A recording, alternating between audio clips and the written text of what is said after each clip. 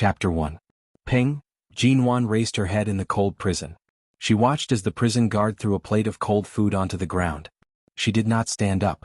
Why are you pretending to be virtuous? Eat it or not. The prison guard extended his foot into the door, harshly stepping on the food on the ground. After hearing that Jinwan intentionally killed Miss Yun, the Yun family specially ordered to torture her. Jinwan sat in the corner, her gaze unfocused as she stared at the dirty food that could no longer be eaten. From the surveillance room outside the door, the sound of the television being switched on could be heard. Shine Group's CEO Mo Jingshan returned to the country today. He has already arrived in Haicheng. Shine Group is Asia's largest financial company. Mo Jingshan officially took over the management of the company 7 years ago. Right now, his position as a business giant is unshakable. Jinwan's silent expression instantly froze. She rushed to the door, trying to stretch her head out to look. The prison guard turned back, only to see her squatting by the door in a flustered and frightened manner. Her hands gripped the cold door tightly, but her eyes were fixed on the television. Her eyes were red. What are you looking at? Do you know who the news is talking about? A woman like you probably doesn't even have the right to carry his shoes. Jinwan lowered her head, her eyes filled with a bitter smile. Yes, right now, she did not even have the right to carry Mo Jingshan's shoes.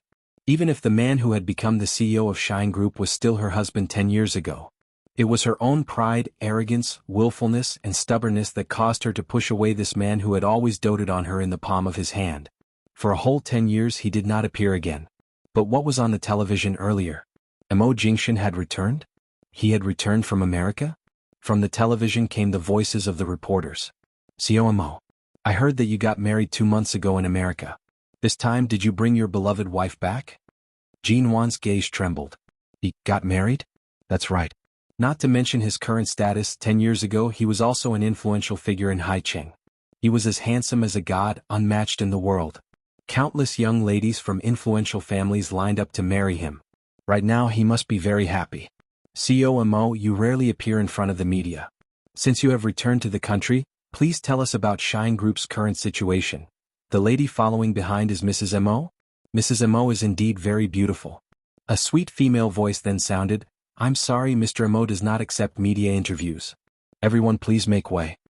Hearing that voice, Jinwan felt as though she had been struck by lightning. That voice belonged to her sister Menggran. Ji Menggran had disappeared before the Ji family went bankrupt.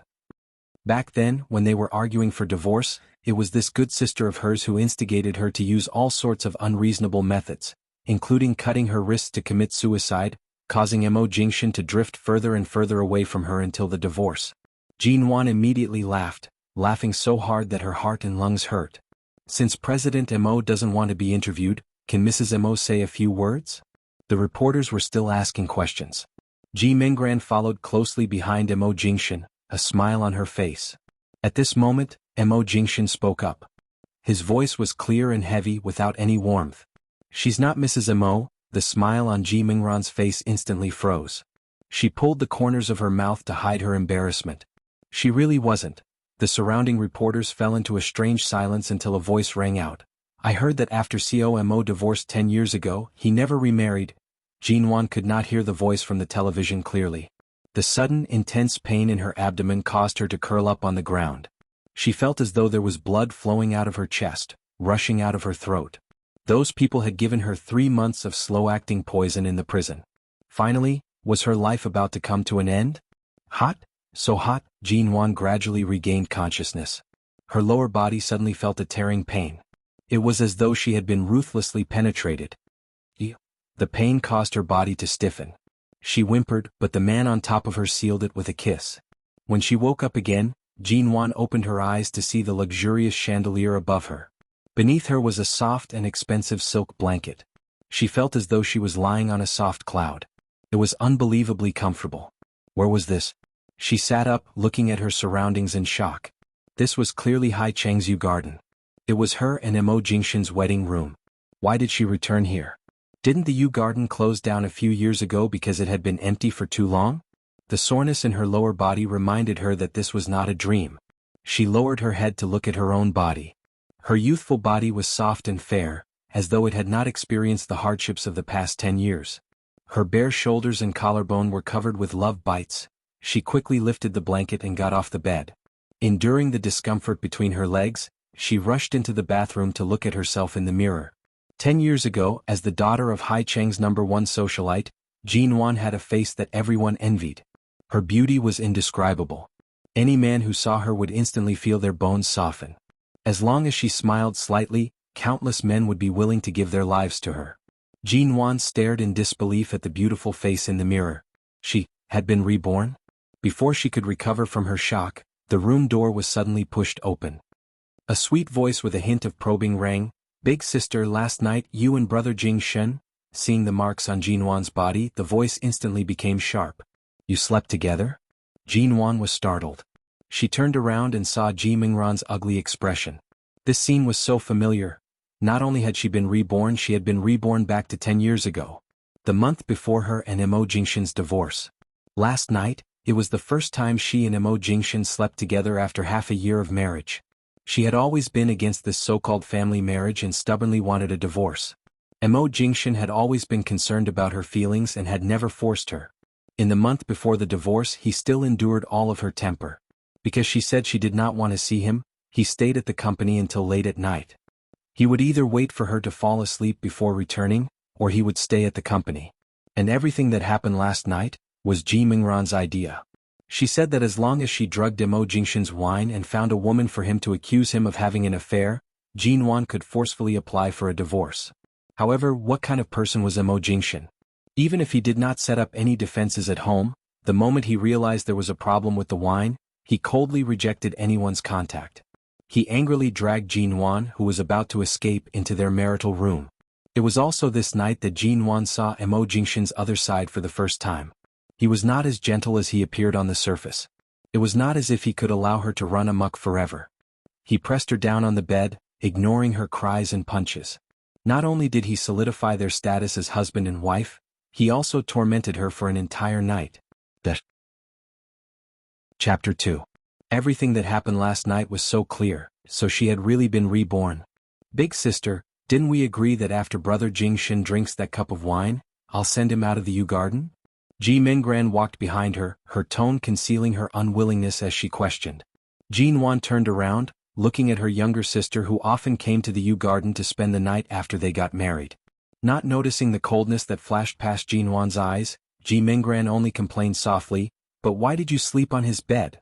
Hearing this, Jin Wan asked with a smile that did not seem like a smile, "His bed? Isn't this our wedding room? I'm anxious for you. Now that the plan has been disrupted, who knows how long your divorce will be delayed." Ji Mingran instinctively furrowed her brows. Jin Wan walked up to her and looked at the see-through top she was wearing and the seductive makeup she had deliberately put on.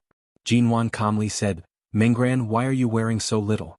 Thankfully, I didn't ask you to send him out last night. If something had happened, I wouldn't be able to answer to my family." Ji Mingran hurriedly hid the guilt in her eyes. "It was too hot last night, so I changed into a thinner set of clothes. It's early autumn now. Is it very hot?" "It's not especially hot. Big sister, since the plan didn't succeed, I think you should pretend to commit suicide." Ji Mingran inexplicably felt that something was wrong. She cautiously changed the topic. "Suicide?" Jin Wan dragged out her words. Now that she thought about it carefully, ever since they got engaged, Ji Mingran seemed to have changed into a different person. She would often talk about the dark secrets of rich marriages and bring up all kinds of failed marriages in front of her. This scared Jin Wan, who originally did not want to get married, even more. She became even more afraid of marriage and did not dare to get close to Mo Jingshen. "How about cutting his wrist? If he sees that you'd rather die than stay by his side, perhaps he'll agree to your request." Ji Mingran suggested innocently. "There's a risk in doing this. What if I lose too much blood and no one comes to save me?" Jin Wan smiled, but her smile did not have any warmth. "Aya, what are you worried about? Regardless of whether brother Jing Shen rushes back or not, if there's any danger, I'll immediately call the doctor over." Jin Wan's expression did not change as she stared at Ji Mingran, who was only a year younger than her. She did not forget that when she cut her wrist, she lay in the bathtub filled with hot water. She had lost too much blood and was unable to get up. However, Ji Mingran did not call for a doctor to save her. She did not even inform Mo Jingshen. If it weren't for Mo Jingshen's sudden return, smashing the door open and carrying her out of the blood-soaked bathtub, Jinwan most likely would not have survived to the day they divorced. Jinwan's lips curved coldly. She smiled lazily and casually. I'll consider it. But after all, I didn't sleep at all last night. Right now, I just want to rest well. Ji Mingran hid the trace of jealousy in her eyes when she heard him say that he didn't sleep at all last night. She bit her lip and said, "Then, you must think about it carefully. I'll come find you tomorrow." "Alright, I won't send you off." Jinwan stood in her spot, watching as Ji Mingran's figure disappeared from her sight. The room was silent. Jinwan turned to look at the bridal room that had been engraved in the depths of her memories. Her hands gently caressed the soft blankets. It was as though the warmth that Mo Jingshan had left behind could still be felt. Everything she could start anew. Was there still a need for a divorce? Of course not. In her previous life, she did not have a shrewd heart. She was played by the person closest to her, causing her marriage to collapse. Her father died tragically. She lost everything and was wrongly imprisoned. In this life, she not only wanted to be Mo Jingshan's wife for life. She also wanted to reclaim the dignity and everything that belonged to her. She would never be manipulated by others again. But right now, the biggest problem was, she remembered that in her previous life after last night Mo Jingshan rarely returned to the Yu Garden.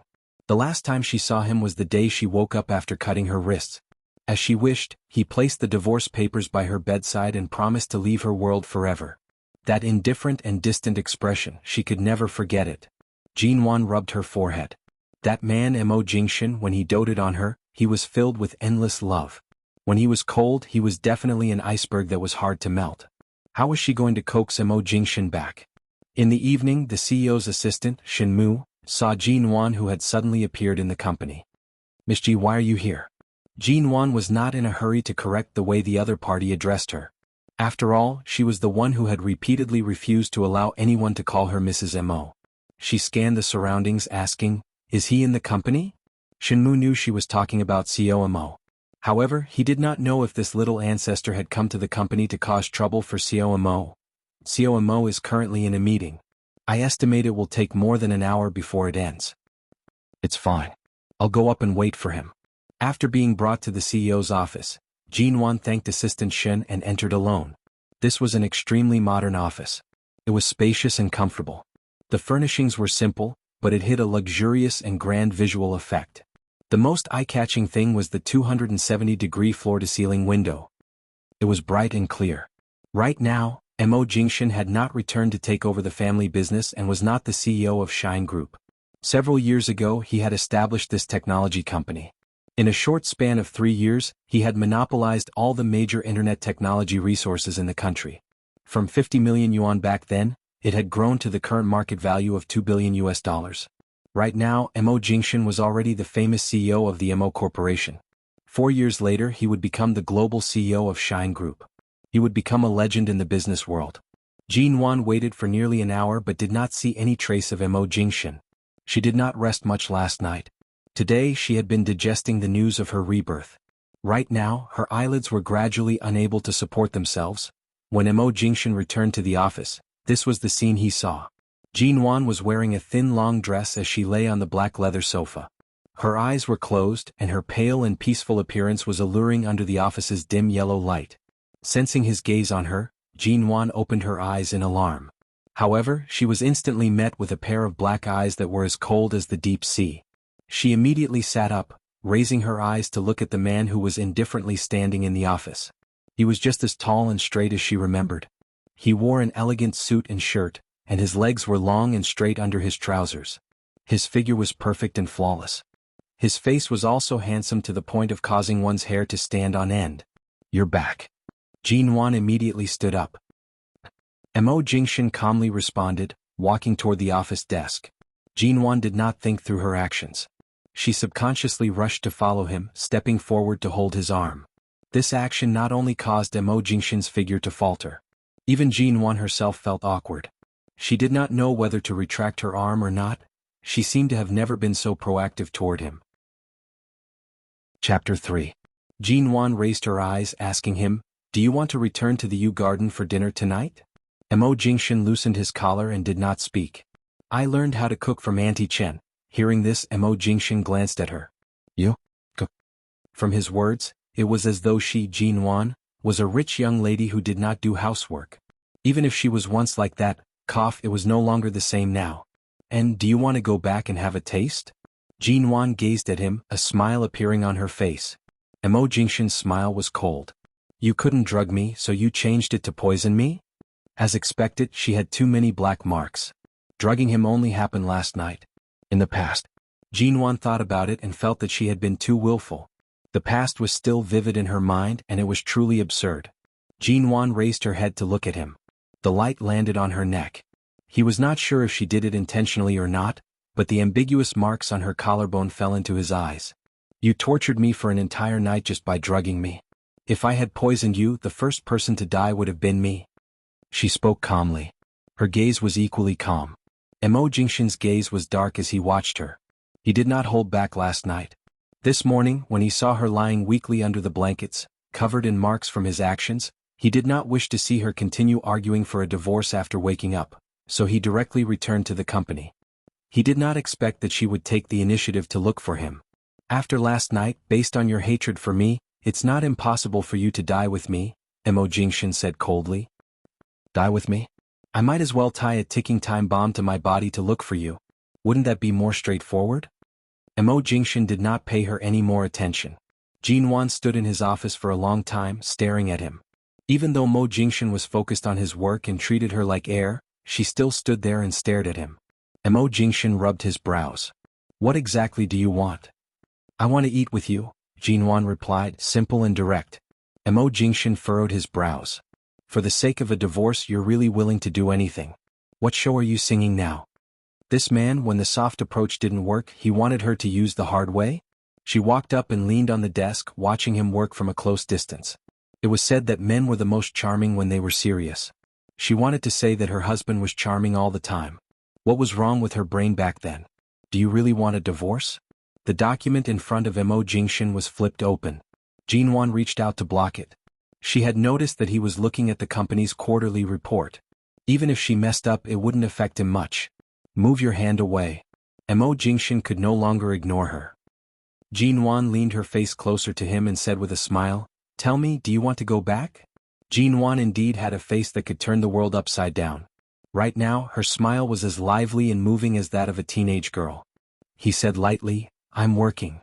Jinwan blinked her eyes, unmoved. I can wait for you to finish your work before we return to the U Garden. There's a video conference at the company tonight. You can go back first. He looked away, still indifferent. It's all right, I'll wait for you. Mo Jingshan abruptly closed the document in his hands, looking at her coldly. What tricks do you want to play now? Jinwan's expression was especially calm. She even purposely glanced at him. I've already slept with you.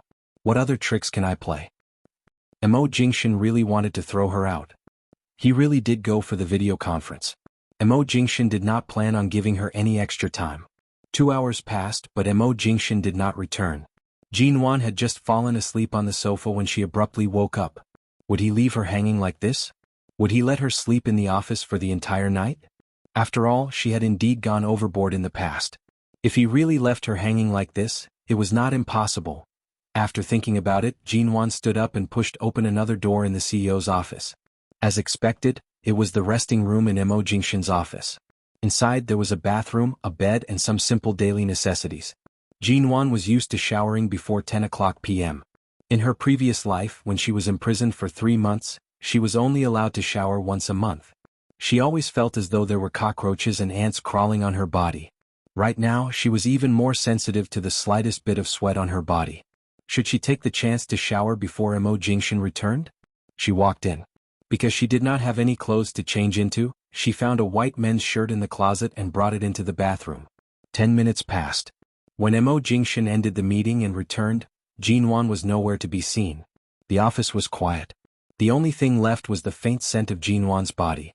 Mo Jingshan looked at the empty office and paused in silence for a long time. He was just about to enter to pick up his suit jacket when he suddenly heard rustling sounds from the break room. She hadn't left yet? After showering, Jinwan walked out of the bathroom wearing Mo Jingshan's shirt. As she walked, she dried her long hair that was still dripping with water. The sound of the door opening came from the front.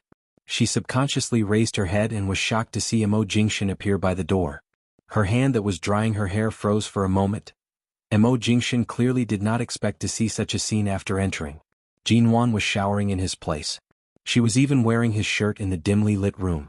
Her eyes were misty and dazed. His shirt was very large and the collar occasionally slid down from her shoulders, revealing her snow-white skin. Jinwan was suddenly burned by Mo Jingshan's gaze. She subconsciously pressed her legs together, and her face heated up because she was completely naked under his shirt. "I thought you would leave me here tonight and not come back." She put down the towel, explaining why she had uninvited herself into his break room. Mo Jingshan shifted his eyes away. "Wear your own clothes." "I didn't bring a change of clothes, but earlier I called the U Garden. Someone should be sending it over soon." She walked toward him as she spoke. "Are you done with your work now? Then can you follow me back to the U Garden?" Mo Jingshan silently watched this woman who was not afraid of death and dared to dress like this. "What time is it now? It should be very late, right?" Jinwan muttered to herself while hugging his arm.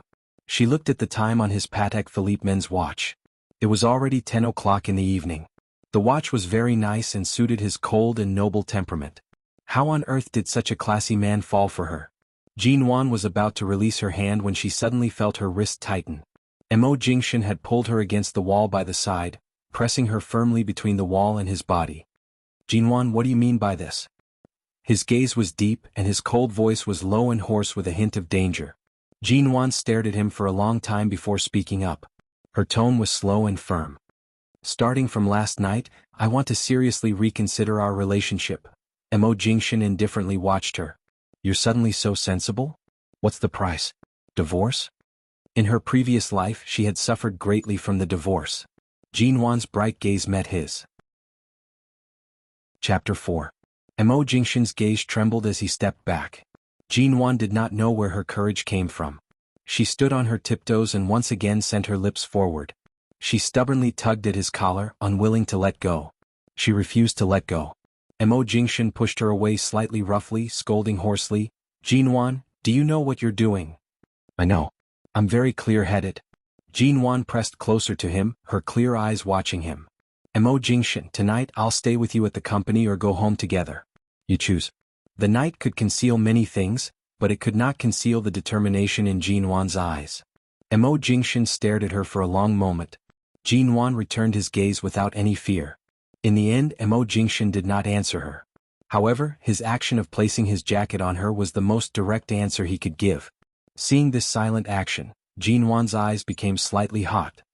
He was clearly still angry at her, yet he could not help but treat her well. She really hated herself for being so cruel and unscrupulous. On the way back to the U Garden, Jinwan sat in Mo Jingshan's car. Her fair fingers played with the seatbelt in front of her. From time to time, she shifted her eyes, secretly glancing at the man who was calm and indifferent as he drove. The streetlights and neon lights outside shone in through the car window.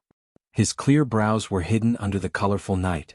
Thinking of what she had done in the past, based on Mo Jingshan's powerful family background and everything he had, he could easily leave her at home and go out to play with female celebrities or women from the socialite circle whenever and wherever he wanted. However, it seemed like he had never taken a second glance at those women. She abruptly opened her mouth to break the silence in the car. "The Mo family's chauffeur rarely appears. Do you usually drive back by yourself?" "Occasionally." "You didn't sleep much last night and you've worked all day today. Aren't you tired?" Hearing this, Mo Jingshan glanced at her. That gaze seemed to be saying, "Wasn't it all thanks to her that I didn't sleep last night?" Jinwan immediately turned her head away from his meaningful gaze. Her ears were slightly hot. "What I mean is, don't neglect your health because of work. In the future, when you have to leave work, go home. When you have to rest, go." Before she could finish her sentence, suddenly, a large overloaded truck sped from the intersection in front of them. It did not slow down when it turned, as if it had lost control of the brakes and rushed straight in their direction. "Be careful," Jinwan hurriedly called out. Mo Jingshan had already turned the car around, avoiding the truck that was charging toward them. The ear-piercing sound of brakes rang out. Jinwan had been holding on to her seat belt, causing her body to lose its protection. She rushed forward and hit her head. She cried out in pain. "Did it hurt?" Mo Jingshan immediately reached out and carefully examined her slightly red forehead. "See, don't touch." Jinwan's face scrunched up in pain as she pushed his hand away from her head. Mo Jingshan pressed her down, raised his hand to touch the back of her head, and sternly forced her to turn her head around. He saw that her head was not light.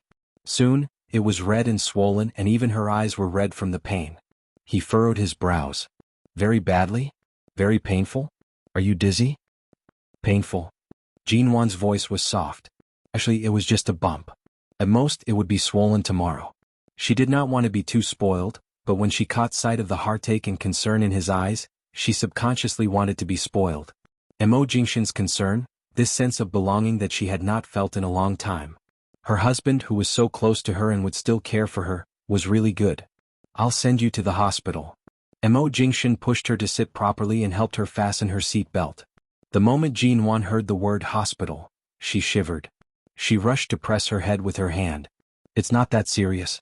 It's already so late. It's best not to trouble the doctor. Mo Jingshan did not give her any chance to refuse, using his gaze to warn her not to move. I'm really fine. There was a city hospital nearby. Mo Jingshan ignored her soft protests and directly sent her to the consultation room. It was only after Jinwan's forehead was covered with medicine and the doctor confirmed that her injury would only swell for a few days and that she would not even have a slight concussion did he finally agree to bring her home. The moment they returned to the Yew Garden, Auntie Chin saw the obvious horn on Jinwan's forehead.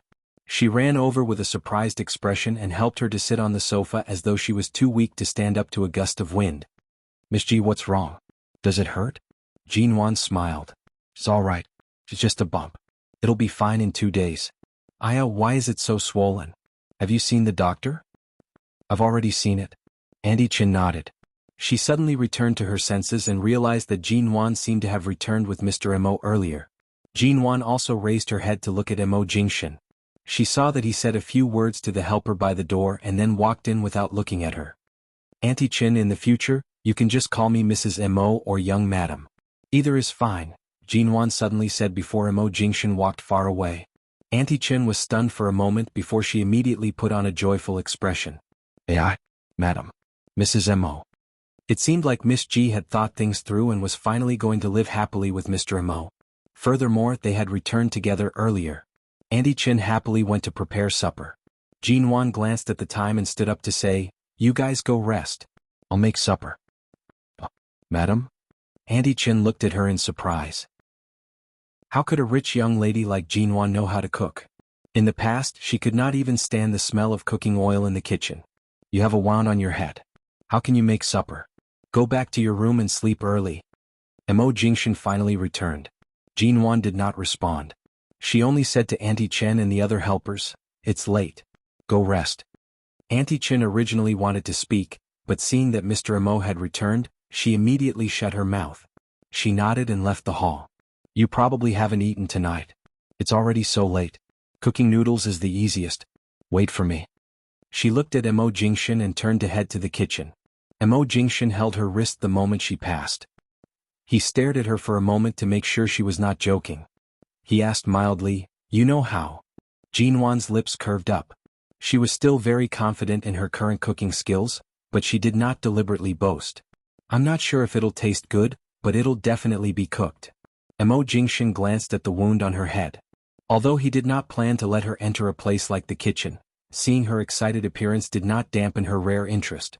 He released her hand. Jinwan could feel the warmth of his palm on her slender wrist.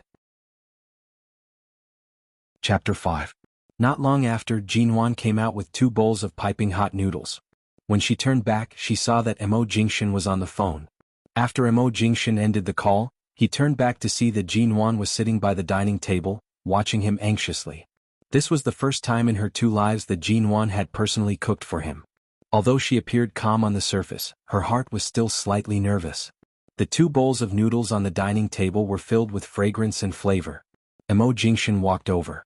All the helpers had already gone to rest. Earlier, Jinwan was indeed the only one in the kitchen. It seemed like Jinwan had really made the noodles. Mo Jingshan glanced at it. When did you learn to cook? I learned it a long time ago. It's just that you don't know. Jinwan blinked at him. I promised to let you come home for dinner today. Even if it's just a bowl of noodles, I didn't go back on my word.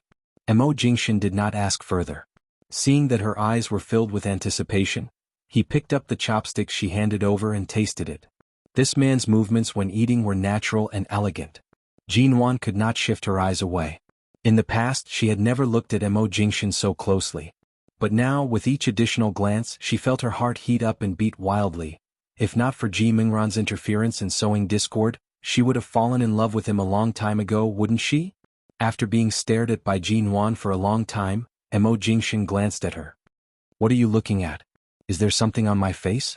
Jin Wan took a deep breath. She felt that if tonight ended in a bowl of noodles, she would feel a little unwilling.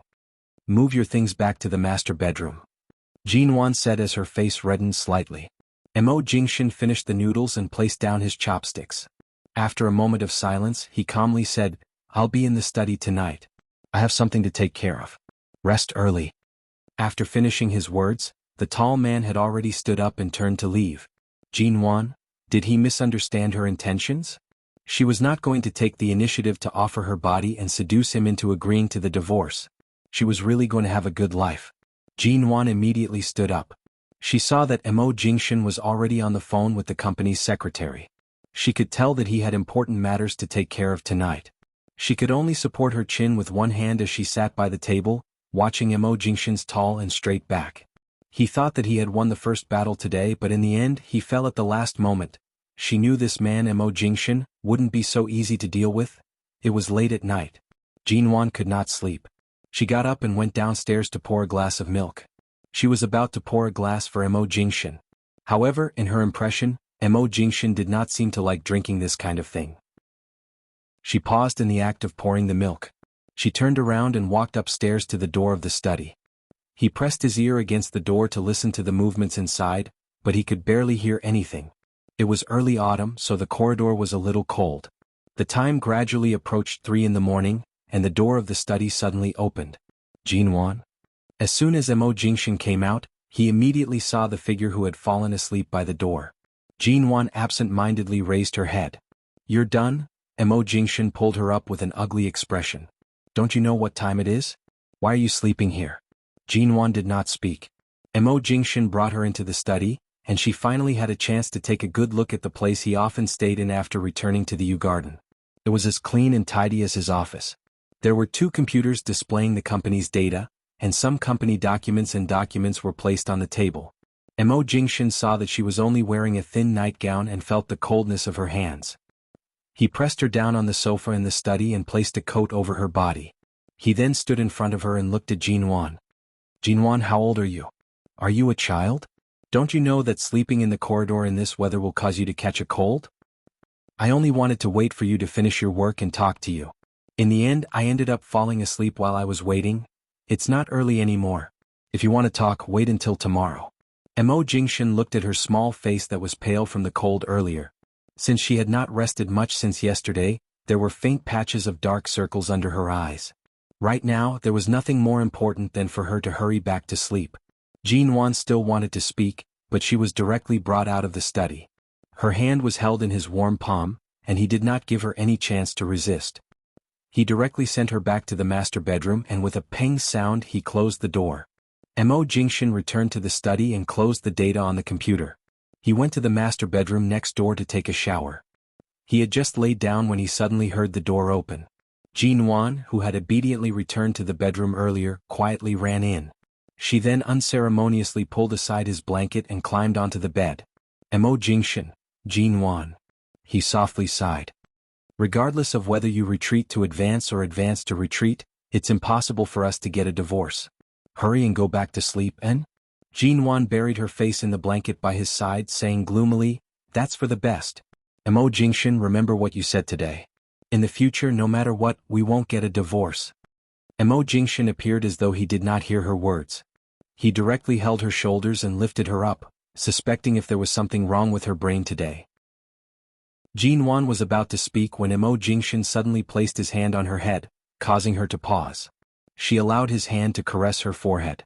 In the end, his warm fingertips avoided her swollen forehead. "You don't have a fever?" he calmly said after caressing her head. "It doesn't seem like you took the wrong medicine." Jin Wan did not speak. Her 2 hands tightly gripped onto his blanket. She had a righteous look on her face, as if she was determined to sleep with him no matter what. However, the white and tender toes that were exposed outside the quilt revealed the nervousness and shyness in her heart. Her toes were slightly curled up, and there was a trace of indescribable cuteness. Mo Jingshan lowered his eyes to take a look. Without batting an eyelid, he covered her with the blanket again to prevent her from catching a cold. Even though it was a very natural and unintentional action, Jinwan's heart warmed. She returned her feet under the blanket and unintentionally rubbed against his thigh. "Don't move," Mo Jingshan softly warned. "I didn't do it on purpose." Seeing his dark gaze, she subconsciously retracted her foot. However, she retracted her foot too harshly. As she lifted it up, she abruptly touched a place that she should not have touched. Even through his pants, she was clearly burned there. Her movements instantly froze. The air seemed to have fallen into a strange silence. Jinwan subconsciously licked her lips. She suddenly felt that her mouth and throat were dry and irritated. Mo Jingshan abruptly flipped over and pressed her under his body. Jinwan's voice directly choked in her throat. Chapter 6. I really didn't do it on purpose, you? Mo Jingshan kissed her. This was different from when Jinwan had randomly nibbled on his lips. In an instant, she felt as if an electric current had run through her body. She trembled and felt numb from head to toe. Although she had already been married for half a year and had her first experience last night, Jinwan was still inexperienced. She was so immature that she did not even know how to respond. She only carefully moved the tip of her tongue, but the man on top of her deepened his kiss. The kiss was deep and heavy, almost taking away all her breath. Jinwan closed her eyes dizzily, but she suddenly felt Mo Jingshan's kiss move to her sensitive ear. His low and husky voice pressed against her ear. "It's almost daybreak. If you don't sleep now, don't even think about sleeping tonight." She abruptly opened her eyes, and in the blink of an eye, she was met with a pair of deep, pitch-black eyes. "Mrs. Mo, you were in so much pain last night. Are you sure you can take it tonight?" Before coming here, Jinwan had only wanted to lie down with him and have a good talk. Although she had considered the possibility of what might happen, the memory of how she cried herself hoarse from last night's pain and how he did not let her off even after she cried herself hoarse entered her mind. She immediately shrank back. However, she did not forget that he had just called her Mrs. Mo. Therefore, it wasn't as if all her efforts today were in vain. Since she was still Mrs. Mo and was going to be his wife for the rest of her life, how could she avoid this kind of thing? Will it hurt as much the second time? Her voice was a little muffled. He clearly did not expect her to suddenly ask such a question. He stared at her for a long time, his eyes looking as if he could skin her alive in an instant. However, his gaze fell on the scar on her neck that had yet to fade. Mo Jingshan clearly remembered how badly he had bullied her last night due to the effects of the wine and his anger. It hadn't even been a day. If it happened again, she might not be able to get out of bed for the next few days. Mo Jingshan sighed softly, hoarsely saying, "Don't easily test a man's endurance. I'll let you off tonight, but if you dare to burrow into my embrace tomorrow night, you can try the consequences." Jinwan curled up in his arms and did not speak. "Go back to sleep." Mo Jingshan rubbed her head. Just as he was about to get up, Jinwan hurriedly reached out and hugged his neck. "I'll sleep here." Mo Jingshan's gaze darkened. He looked at the resolute and slightly embarrassed little woman. Jinwan felt a little embarrassed under his gaze. She rushed to withdraw her hands from his neck and quickly grabbed the blanket to cover her face, hiding from his gaze. He chuckled. "Go back to your room if you're shy." "No, I'll sleep here," Jinwan said gloomily under the quilt. Finally, he had no choice but to face her sudden change in personality. Mo Jingshan turned to lie down, but his gaze was fixed on Jinwan, who was hiding under the blanket, refusing to show her head. The surroundings suddenly became very quiet. Jinwan quietly pulled the blanket down. She raised her eyes to see Mo Jingshan lying by the side. His clear and bright gaze was fixed on her. Jinwan was embarrassed. She met his gaze and softly asked, "You're not sleeping? How can I sleep with you lying here?" Jinwan subconsciously glanced at the bed beneath them. "This bed isn't small. It's no different from the bed in the master bedroom. I won't squeeze you if I sleep here. Why can't I sleep?" Mo Jingshan smiled at her words. "What are you smiling at?" Jinwan thought that he still did not believe in her sincerity. She snuggled closer to him under the blanket, expressing that she really did not plan on living apart from him. "Jinwan." He suddenly called her name. His voice was low and husky. "You should have been so self-aware." Jinwan subconsciously leaned against him again. She could not listen to his words anymore. If she did, she was afraid that she would not be able to sleep at night. Because of her movement, Mo Jingshan abruptly pinched her chin. He bent down and gave her a deep kiss. He only released her when Jinwan's breathing became ragged. If they continued kissing, neither of them would be able to sleep tonight. Jinwan's face turned red from the kiss. She squirmed into the blanket, but Mo Jingshan suddenly got off the bed. She rushed to sit up, hugging the blanket. "Where are you going?" Mo Jingshan did not turn back as he entered the bathroom. He only threw down 2 words, "Shower." Jinwan was stunned. Didn't he just shower? What was there to shower for? It was only when she heard the sound of running water from the bathroom that she finally understood. Her face was flushed and she almost laughed out loud. She laid back down, hugging the blanket in her arms. She breathed in the clean scent that belonged to Mo Jingshan. At 6 o'clock in the morning, there was a thin mist. Jinwan woke up from the nightmare of her previous life. She opened her eyes and abruptly sat up on the bed. The seat by her side was already empty. The silence in the room caused her heart to feel empty. She quickly pulled the blanket aside and got off the bed. However, because her movements were too fast, she staggered and reached out to grab onto the table by the side. The sound of the door being pushed open came from the front. Jinwan raised her head to see Mo Jingshan standing there, dressed neatly. He appeared to have just woken up. He had just showered and was dressed in a shirt and long pants, clean and fresh. "Are you not feeling well?" Mo Jingshan saw that Jinwan's face was pale to the point of being translucent and walked over. However, Jinwan had been staring at him the entire time. Even when he approached and when he placed his hand on her head in concern, she was still staring at his movements. It turned out that everything that happened yesterday was not a dream. Mo Jingshan retracted his hand due to her gaze. In the past she was very resistant to his touch. Perhaps yesterday's abnormality was due to a nightmare? Was she awake today? Was she going to push him away with all her might? Dizzy? He did not continue touching her. "It might be the repercussions from hitting your head last night. Go for a brain CT scan today. I'll call Auntie Chin over to help you change your clothes."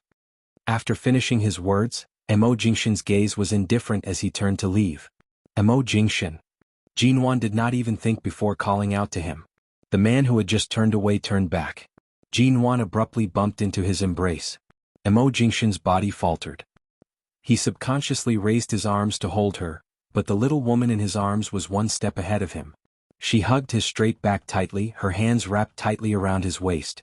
He was startled by her actions for 2 seconds. He then lowered his eyes to look at the little head in his embrace. He placed his hand on her head and patted it comfortingly. "If you're not feeling well, go to the hospital, N?" Jinwan did not speak. She only hugged him tightly, breathing in the morning scent of the man's body. "Did you have a nightmare?" he asked. "N?" Jinwan was still hugging his straight back tightly. She was filled with reliance and was unwilling to let go. Her voice was slightly hoarse as she said, "I dreamed that you didn't want me anymore. I dreamed that you left for 10 years. Later on, you even married another woman." Because she had just woken up, her voice was soft and lazy. It was rare for her to act like a spoiled child. Mo Jingshan rubbed her head, speaking softly, "Don't let your imagination run wild. I will never marry anyone other than you." Jinwan buried her face in his embrace and did not refute him. No matter what happened in her previous life, in this life she would never let him go. "Does your head still hurt?" "It doesn't hurt. I woke up too quickly and couldn't stand properly. It's all right. Auntie Chin has already prepared breakfast. Wash up and go downstairs to eat." Chapter 7. Jinwan sorted out her emotions and realized that she had not combed her hair or washed her face after waking up. She was standing in front of him. She immediately raised her hand to scratch her hair in embarrassment. She then covered her face and turned to head to the bathroom. Mo Jingshan glanced at her awkward and embarrassed appearance. His elegant and deep brows moved slightly. "It's not like it's our first day of marriage. It's not like it's the first time I've seen you when you just woke up. Why are you covering yourself?" This had nothing to do with how long they had been married. It was because Jinwan had never been aware that she was married. She did not explain and ran into the bathroom to check if her eyes were swollen from sleeping. She lowered her head to find that there were no toiletries for her in the bathroom. She did not know if Mo Jingshan would directly move his things back to the master bedroom after last night. She decided to take advantage of the fact that Mo Jingshan had already left the room to run back to the master bedroom. She opened the cabinet in the bathroom and moved the spare toiletries she was used to into his room. This way, no matter which room he stayed in, it would be occupied by her. Let's see where else he could hide. Jinwan changed her clothes and went downstairs to eat breakfast. On the table was the creamy yellow toast that she had always loved to eat. She had just sat down when Mo Jingshan placed a cup of warm milk in front of her. Jinwan sat by the table and accepted the milk. She ate a mouthful of toast and raised her eyes to look at Mo Jingshan. She drank another mouthful of milk and raised her eyes to look at Mo Jingshan again. As she ate breakfast, her eyes did not leave Mo Jingshan's body at all.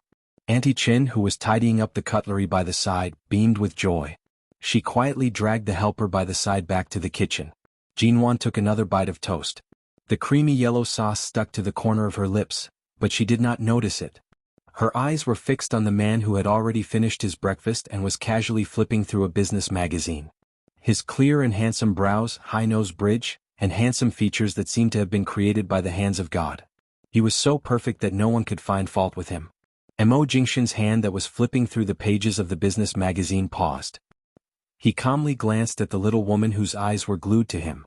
Her gaze seemed as though he would disappear from the face of the earth at any moment. Jinwan abruptly returned to herself. She rushed to raise the toast in her hand to cover her eyes and picked up the glass of milk to fiercely drink. In the end he drank too quickly and choked. He quickly put down his cup and toast and coughed twice. Cough, cough, cough. Mo Jingshan handed a tissue to her. Seeing how badly she was coughing, he helped her wipe away the cream sauce on the corner of her lips. You've been acting strange since yesterday. Why do you like staring at me so much? Cough, cough, cough. In fact, Jinwan didn't choke that badly. Hearing his words, she deliberately coughed a few more times. Auntie Chin came out of the kitchen. Madam, what's wrong? Why is it coughing so badly? Cough, cough, it's nothing. I choked on the milk. That's good. Oh right, Miss Minggran said yesterday that she'll be staying in the Yew Garden today. Should I prepare an extra portion for her? Jinwan's expression did not change. After coughing twice, she turned to say, Auntie Chin, tidy up the guest room that my sister often stays in. In the future, try not to let her stay in the Yew Garden. But young Lady Minggran is coming today. I will make it clear to her. After all, Yew Garden is not Ji's home. It is not convenient for her to come and go here often. The moment Auntie Chin heard this, her heart instantly felt extremely comfortable. In the past, she always felt that the second miss of the Ji family always came to the Yew Garden to stay and always liked to ask questions about Mr. Mo. She often inquired about Mr. Mo's whereabouts and did not treat herself as an outsider at all. It was really unbearable. Auntie Chin did not waste a single minute to tidy up the things in the guest room. All of a sudden, Mo Jingshan's phone on the dining table vibrated slightly. Jinwan thought it would be a message like 10086. She saw that Mo Jingshan was reading an English summary in a business magazine and was not looking at his phone. She glanced at the words on the screen and her eyes moved. She reached out to take his phone. 136x times x times x. Brother Jingshan, please don't be angry at my sister. I didn't think that she would really use such methods to drug you 2 nights ago. Originally, she wanted to send you to another woman's bed. I persuaded her for a long time, but she wouldn't listen. If the two of you continue tormenting each other like this, will there really be a good ending? My heart aches for my sister, and I feel even more sorry for Brother Jingshan. After reading this message, Jinwan raised her pretty brows. Your phone number, do a lot of people know it? Jinwan raised her eyes. Mo Jingshan glanced at her, casually placing the magazine in his hands to the side. A lot of people? Who are you referring to? Jinwan remembered that not many people knew Mo Jingshan's private number, and he would not easily reveal it to others. I just didn't think that Minggran would care so much about our relationship. Because of my matters, she would often send you messages. Jinwan smiled, but she deliberately added a hint of jealousy in her eyes. Mo Jingshan watched her secretly stifled expression and asked, weren't you the one who gave my number to her? It seemed like there really was such a thing. Ji Minggran often played with her phone. When exactly did she secretly remember Mo Jingshan's private number? Jinwan did not pay much attention to it. She would send it, but it doesn't mean that I would read it, Mo Jingshan said mildly. Hearing this, Jinwan subconsciously scrolled down and found that there were more than 10 unread messages. Aside from a few messages from the company, there were indeed many messages from Ji Minggran, but they were all unread. She casually opened a few of them. The contents of the messages were all about her playing the role of a good younger sister. On the surface, she was speaking up for her older sister with good intentions, but in reality she was described as unreasonable and even strange. As expected, she was extremely ambitious. Mo Jingshan calmly said when she suddenly fell silent. Being young doesn't mean you're innocent. Family cannot represent complete trust. It's not necessarily a bad thing for you to see things clearly early. Jin Wan suspiciously stared at the man in front of her who seemed to have seen through everything. No wonder Mo Jingshan rarely returned when Ji Mengran came to stay. It was likely that he had long seen through Ji Mengran's unruly thoughts. She really should have slapped herself awake 10 years ago. How could her heart be so big? Jin Wan harshly slapped her head twice. In the end, she slapped the area where she had bumped into last night. She immediately cried out, and her entire face scrunched up in pain. Mo Jingshan stood up and walked over, tugging her hand away. Seeing that her forehead was still slightly swollen, his brows furrowed silently. Isn't it painful enough? Must you only stop when you're injured further? Jin Wan raised her head. The pain was so intense that tears were about to come out. She then glanced at his stern expression and revealed a remorseful expression. I won't let anyone casually stay in the U Garden anymore. Did I cause trouble for you previously? Chapter 8. Everything that had to do with her was not troublesome. Jin Wan's heart rippled as she threw herself into his embrace. After being pounced on by her twice in the morning, Mo Jingshan could be considered to have gotten used to her sudden sweetness and passion. He lowered his eyes to look at her small head rubbing against his chest and caressed it. If you're full, return to your room to rest. It's already autumn. Don't catch a cold. Sleep after eating. Do you think I'm a pig? Jin Wan's face rubbed against his chest. She suddenly noticed that the surrounding helpers were all bashful and awkward. She immediately withdrew from his embrace, only to see that Mo Jingshan was looking down at her with a faint smile that was difficult to understand. Weren't you always like this in the past? I was. In the past, Jin Wan would eat breakfast with him like she had no choice. She would finish it quickly and then find an excuse to return to her room to rest. She was not willing to spend even a minute more with him. Cough, I didn't sleep well recently. When I woke up in the morning I went back to sleep, that's all. Jin Wan poked her own face as she explained. You see, only good sleep can have good skin. Mo Jingshan chuckled softly at her awkward explanation. He did not refute her obvious sophistry. Seeing that he did not believe her, she directly grabbed his hand and pressed it against her face. If you don't believe me, touch it. Isn't it smooth and tender? Mo Jingshan's warm fingertips caressed her face. Jin Wan tugged on his hand but was unable to control his fingers' movements. Instead, her chin was pinched by him. Her face immediately heated up as she watched the man who suddenly leaned closer. It's indeed smooth and tender. His voice was slightly husky. He used a voice that only she could hear to describe it. These words were originally used to describe her own face. However, when they came out of his mouth so softly, no matter how she heard it, it seemed to have some other meaning that made her face blush and her heart beat faster. Mrs. Mo, you're seducing me so directly. Do you not want me to go to the company? Mo Jingshan's voice was pressed against her lips. He was only a finger's distance away from kissing her. Jin Wan's heart instantly skipped a beat. How could he be so seductive? How could Mo Jingshan be so seductive? Her brain must have been flooded with water in her previous life to have kept him at arm's length. Who said that an aloof and indifferent career man must be inflexible and boring when it comes to marriage and relationships? He was clearly teasing her to death. Jin Wan closed her eyes, but after waiting for a long time, the kiss she expected did not fall. When she opened her eyes again, she saw that Mo Jingshan was staring at her. He had always been calm and self-restrained.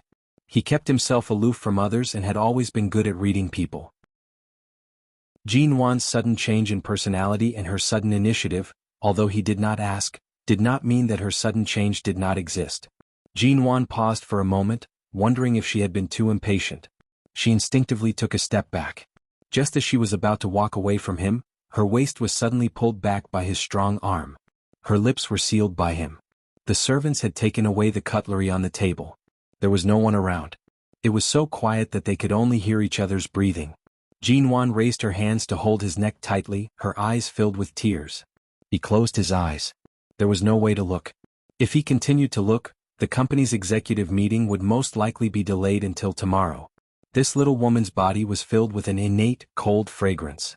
Bit by bit it tempted him. Even if it was just a kiss, he wanted to tear her apart. Auntie Chin kept all the blankets in the guest room. When she walked downstairs, she saw Jin Wan sitting on the sofa with a flushed face. Her expression was as though her soul had been stolen. At this moment, the doorbell rang outside the U Garden. Mo Jingshin had just received a call from the company and was about to leave. He went to open the door. The moment he opened the door, he saw Ji Minggran standing outside. Ji Minggran wore a light-colored dress and had light makeup suitable for her age. The moment she saw that it was Mo Jingshin who had personally opened the door, her eyes brightened. "Brother Jingshin. Usually by this time you would have already left for the company. Why haven't you left today?" Ji Minggran's face was filled with joy. Some time ago, Ji Minggran had wanted to use the excuse of comforting Mo Jingshin to look for him. However, he had always been in the company, and Mo Corporation's management was strict. She had no way of entering. 2 nights ago, she had only taken a quick glance at the U Garden. That night, he had directly pulled Jinwan back to their room. It had been a long time since she had seen him so closely. Suddenly seeing him open the door, she was pleasantly surprised. Mo Jingshin's figure was tall and straight.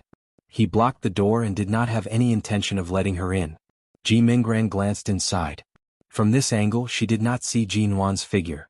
She softly said, "Is my sister still sleeping? She locks herself in her room all day and refuses to meet anyone.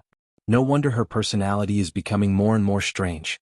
I'll find some time to persuade her." Since she dared to say this, she naturally had her own plans. In any case, there was already a barrier between Jinwan and Mo Jingshin. Although she did not know why he had returned to the U Garden last night, it was likely not peaceful here. Jinwan must have quarreled with him again. "You're here so early?" Mo Jingshin's tone was mild and expressionless. There was no warmth in his voice either. Ji Minggran was long used to his coldness.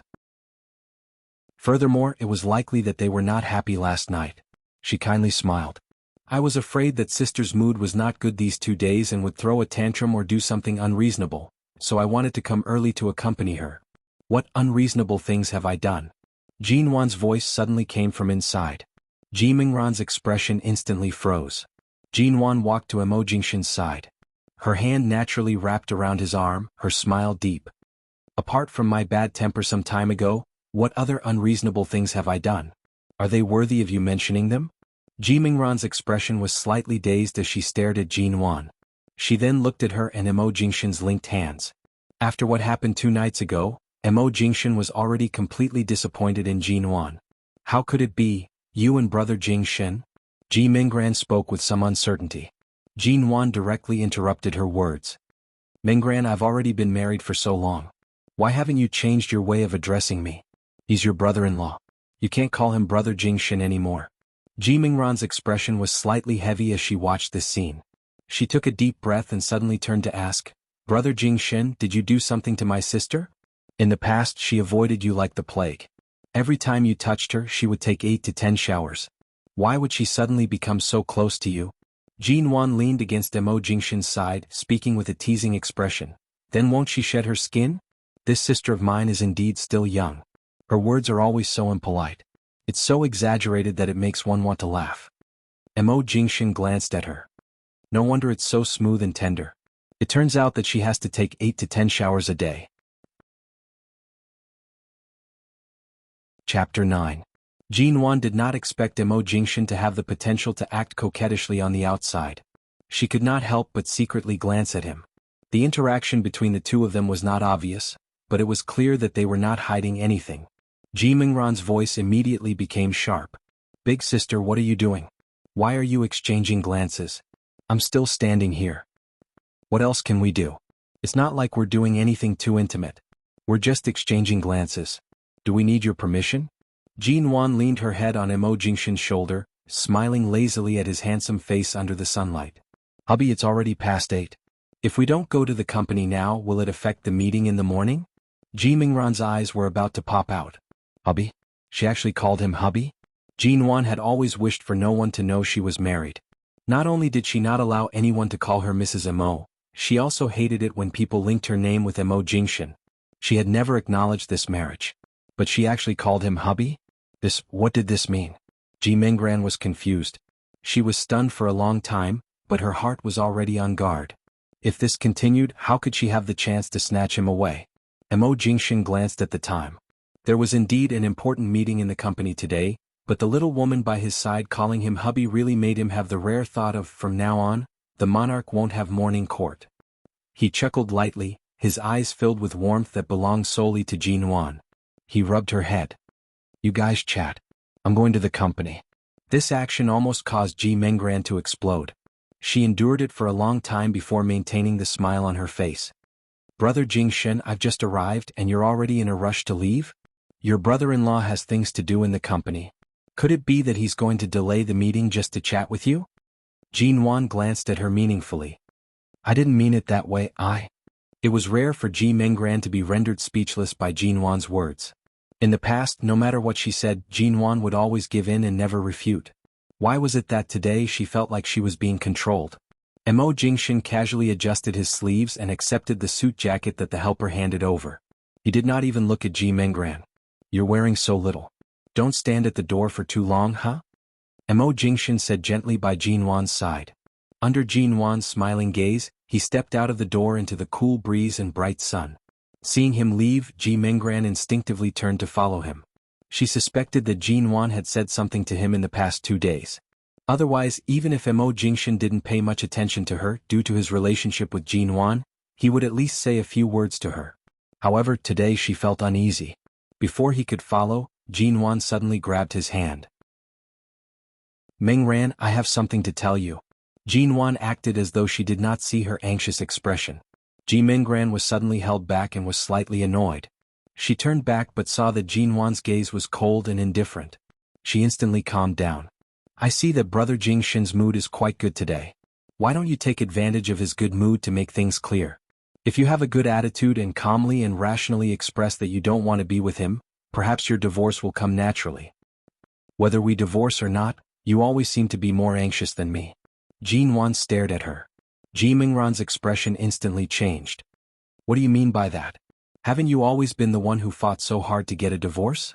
Back then, when you married Brother Jingshin, it was Dad who forced you to marry into the Mo family. You never agreed. If you didn't like to go against Dad since young, he wouldn't have been so angry as to disregard your wishes and marry you off. I was afraid that you wouldn't be able to get over it, so I often came to talk to you to relieve your boredom. Seeing that you were in so much pain, I racked my brains to come up with ideas for you so that you could get a divorce and regain your freedom as soon as possible. Could it be that I did something wrong? If she had not been reborn into this life, Jinwan would have really believed these words. After experiencing 2 lives, she finally understood how deep Ji Mengran's pretense was. Of course you didn't do anything wrong. Right now, Mo Jingshin and I have a rare harmonious relationship. If we can really be together, of course it's better than getting a divorce. Jinwan's voice was quiet, but it did not allow anyone to question her stance. Ji Mengran was silent for a few seconds. Her voice was somewhat strange as she asked, You're not getting a divorce? Jinwan curved her lips. Mo Jingshin is good in every aspect, whether it's his family background, ability, appearance, or character. There are also many women who like him. Why must I push away such a good person like him and make way for those women? Aren't you thinking too much? Ji Mengran's expression was slightly guilty. If you don't consider the fact that Mo Jingshin is your brother-in-law, don't you like a man like him? Jinwan continued to look into her eyes. Big sister, what are you saying? Ji Mengran's heart instantly skipped a beat. Her eyes were filled with a trace of panic. It's just a joke. Why are you panicking? I'm not panicking. I'm just very, very surprised. Actually, this is also good. Ji Mengran's tone was stuttering. She forced out a smile, but no matter how hard she tried, she could not see any happiness in her expression. Otherwise, Dad's heart will always ache from anger because of your divorce. Otherwise, I'll always be worried that you won't be able to get over it. You don't have to worry. You also don't have to go through so much trouble to come to the U Garden to accompany me. Jinwan said as she turned back to look inside. She raised her voice to say, I've already asked someone to clean up the guest room. I'll arrange your things and have someone send them back tomorrow. Ji Mengran opened her mouth. Her eyes were filled with surprise, but she could not say a single word. Chapter 10. Walking out of the U Garden, Ji Mengran's heart was still filled with doubts. Could it be that the night before, when Mo Jingshin was drugged, she had purposely worn too little to arouse Jinwan's suspicions? Otherwise, how could her attitude have changed so much? She glanced around. Thinking that Mo Jingshin's car should not have gone far, she picked up her phone to call him. Anyway, she did not drive here this time, and the Ji home was on the way to the Mo Corporation building. If she asked Mo Jingshin to send her home, he would most likely agree. If she had the chance to sit in his car, she must have a good chat with him about Jinwan. The phone rang for a long time without being picked up. Ji Minggran did not give up and continued to call. Suddenly she heard a phone ring behind her. She turned around in shock, only to see Jinwan walking out with Mo Jingshan's pure black phone. That phone was actually in Jinwan's hands. Ji Minggran's expression was indescribably wonderful. Seeing her stiffly standing there, Jinwan casually said, "It's likely that your brother-in-law was too busy at the company today. When he left, he did not even bring this phone with him. Thankfully he had another phone. Otherwise I would have had to contact Assistant Shen to retrieve it." Seeing the faint, cold smile in Jinwan's eyes, Ji Minggran inexplicably felt a chill down her spine.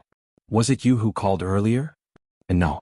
Ji Minggran stood outside the Yu Garden's door, at a loss as to what to do. "Wasn't it?" Jinwan glanced at the missed call on her cell phone.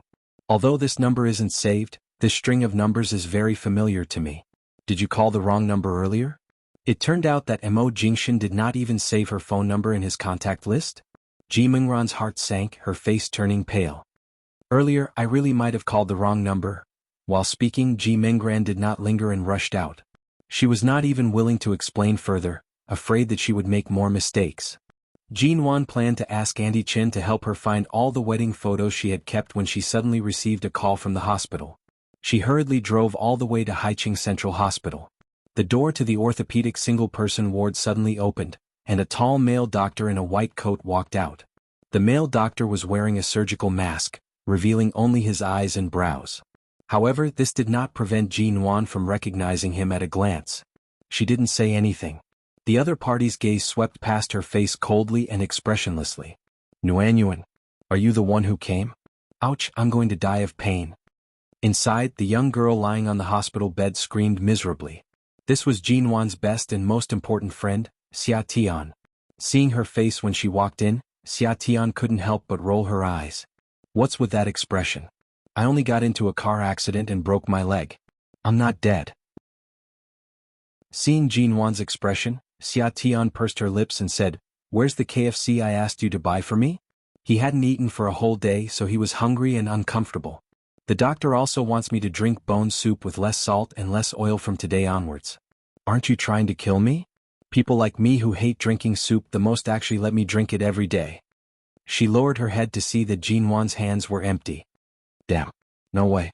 He actually came empty-handed? Didn't she come empty-handed? Earlier on, when she received the call, Jinwan almost dropped her phone. The person who had died in front of her covered in blood suddenly said on the phone that she had gotten into a car accident and wanted her to buy a family bucket to send to the hospital. At that time, Jinwan's mind did not have any KFC or family bucket. When she was driving, she had exceeded the speed limit the entire time and had almost flown over. Xia Tian was still alive. Right now, she was not together with the scumbag who had ruined her life. "Your leg is injured to this extent. Don't eat those messy things anymore." Jinwan calmed her emotions and pulled over a chair to sit by the bed. "There's a century-old bone soup restaurant nearby. The taste is really good. I'll go buy it for you later." Xia Tian's lips twitched. "Tiske. Without KFC, what use do I have for you?" Jinwan did not argue with her. She sat by the side and watched her. It was rare for Xia Tian to see Jinwan so quiet and obedient. "I say, have you been seeking death in front of Mo Jingshan recently? I've already told you, don't get too close to that sister of yours. She doesn't have any good intentions. Mo Jingshan has already treated you well enough. How much longer do you want to leave him hanging?" These words of advice that she had not heard for a long time once again rang by her ears. Jinwan's nose felt slightly sour as she smiled. I know what I'm doing." She couldn't tell Xia Tian about her rebirth, but she definitely didn't want to see her best friend repeat the same mistake. "Xia Tian, after you leave the hospital, don't ever have any contact with the man who hit you with a car. Even if he wants to compensate you in person, you are not allowed to see him. Do you remember? This car accident had happened before in her previous life. It was also this car accident that allowed Xia Tian to meet the man who had ruined her life." "What do you mean by what? What do you mean by what?" Xia Tian completely did not take the latter half of Jinwan's words to heart. "What's so bad about Mo Jingshan? How many women can't wait to climb into his bed? Only you, Jinwan, are so stubborn." All right. I'm the one who's stubborn. I was wrong in the past. Look. Every time I mention Mo Jingshan, you become impatient." Xia Tian harumphed. "My good intentions are treated as ill intent by you. I'm going to die from anger. Jinwan did not speak. She only forcefully tugged on Xia Tian's hand, holding it tightly. However, Xia Tian's expression was one of disgust. Why are you holding it so tightly? Could it be that you've been brainwashed by your sister to the point that you're no longer interested in men and are now interested in women? Damn, I don't want to be a lesbian. You let go of my hand. Not only did Jinwan want to hold her hand, she even wanted to hug her properly. Hug her tightly. It's your father's birthday next month. Do you want to take this opportunity to return to the Xia family in S City and build up some ties with them? Jinwan suddenly said. She had to think of a way to prevent Xia Tian from meeting that scumbag in High City in a month's time, even if she had to return to the family she hated the most. She definitely could not watch her get pregnant, miscarry, break her heart, and send herself to death because of that bastard. I'm not going back. Xia Tian did not wish to mention anything about her family. She immediately put on a wronged expression. Nuan, then I don't want the family bucket. Can't I just eat 2 pairs of chicken wings? No. Jinwan knew that she was hungry. She stood up. Lie down obediently and don't move. I'll go buy bone soup for you. Can I just eat 1 pair of chicken wings? No. Which one? No. The door opened and closed. Jinwan did not even turn her head. Xia Tian sighed in despair. I'm really careless in making friends. You don't even know how to feel for me? All of a sudden, the door to the ward was opened again. Jinwan's voice came from outside. Original flavor chicken nuggets, the non-spicy kind. Want some? Chapter 11. The sky gradually darkened. Jinwan held onto her newly bought thermos, which was filled with fragrant bone soup, and walked back to the hospital. The street lights were just beginning to turn on, and a limited edition black ghost drove by. Shenmu glanced outside and suddenly asked in surprise, Xiaomo, isn't that Miss Ji? Mo Jingshan's gaze moved away from the documents in his hands. His deep, black eyes abruptly turned in the direction Shenmu was pointing. By the time Jinwan left the hospital, it was already 8 at night. Just as she was about to walk to the opposite parking lot, she caught a glimpse of a luxury brand from the corner of her eyes. The dark gray shirt in the display window was very beautiful. It looked like a classic male clothing from a certain high-end brand in France. Even if it was placed 10 years later, it would definitely not go out of style. The color was also extremely stable and low-key. If it was worn by Mo Jingshan, it would definitely suit him well. Furthermore, she seemed to have never bought anything for Mo Jingshan. Not to mention the shirt, even the wedding ring was chosen by the Mo family's elders. She did not even take a second look at it. The more she thought about it, the more she felt that she had mistreated him for too long. Jinwan directly entered the store. As soon as she walked in, the shop assistant inside saw her clothes and immediately greeted her with sparkling eyes. Welcome, Mississippi. Would you like to choose a shirt or a suit? Are you buying it for your boyfriend? The shop assistant asked enthusiastically. A shirt. Jinwan spoke and turned toward the display window. She looked at the shirt that she had taken a liking to when she was outside. The shop assistant followed behind. Your eyes are really good. This is a new style that you brought back from Paris yesterday afternoon. This shirt is made of 300 super high-count high-density fabric. It feels soft and comfortable to the touch. It's the best among shirt fabrics. Furthermore, a man and a woman suddenly walked out of the changing room. They had just tried on the clothes and were about to pay the bill. The tall, alluring woman turned back and saw Jinwan. Yo, isn't this Miss Ji? Hearing that voice, Jinwan turned around. The man by the woman's side also turned back in surprise. Seeing the two of them, Jinwan indifferently shifted her gaze away, speaking to the shop assistant. I'll take this one. The size has to be 1/8. It can be worn by a man with a standard figure. Please help me check the size carefully. Don't take the wrong one. All right. The shop assistant happily turned around to open the list. Jinwan's gaze wandered around, trying to find a suitable tie to match. The woman, who had been completely ignored, rolled her eyes. You're really good at pretending.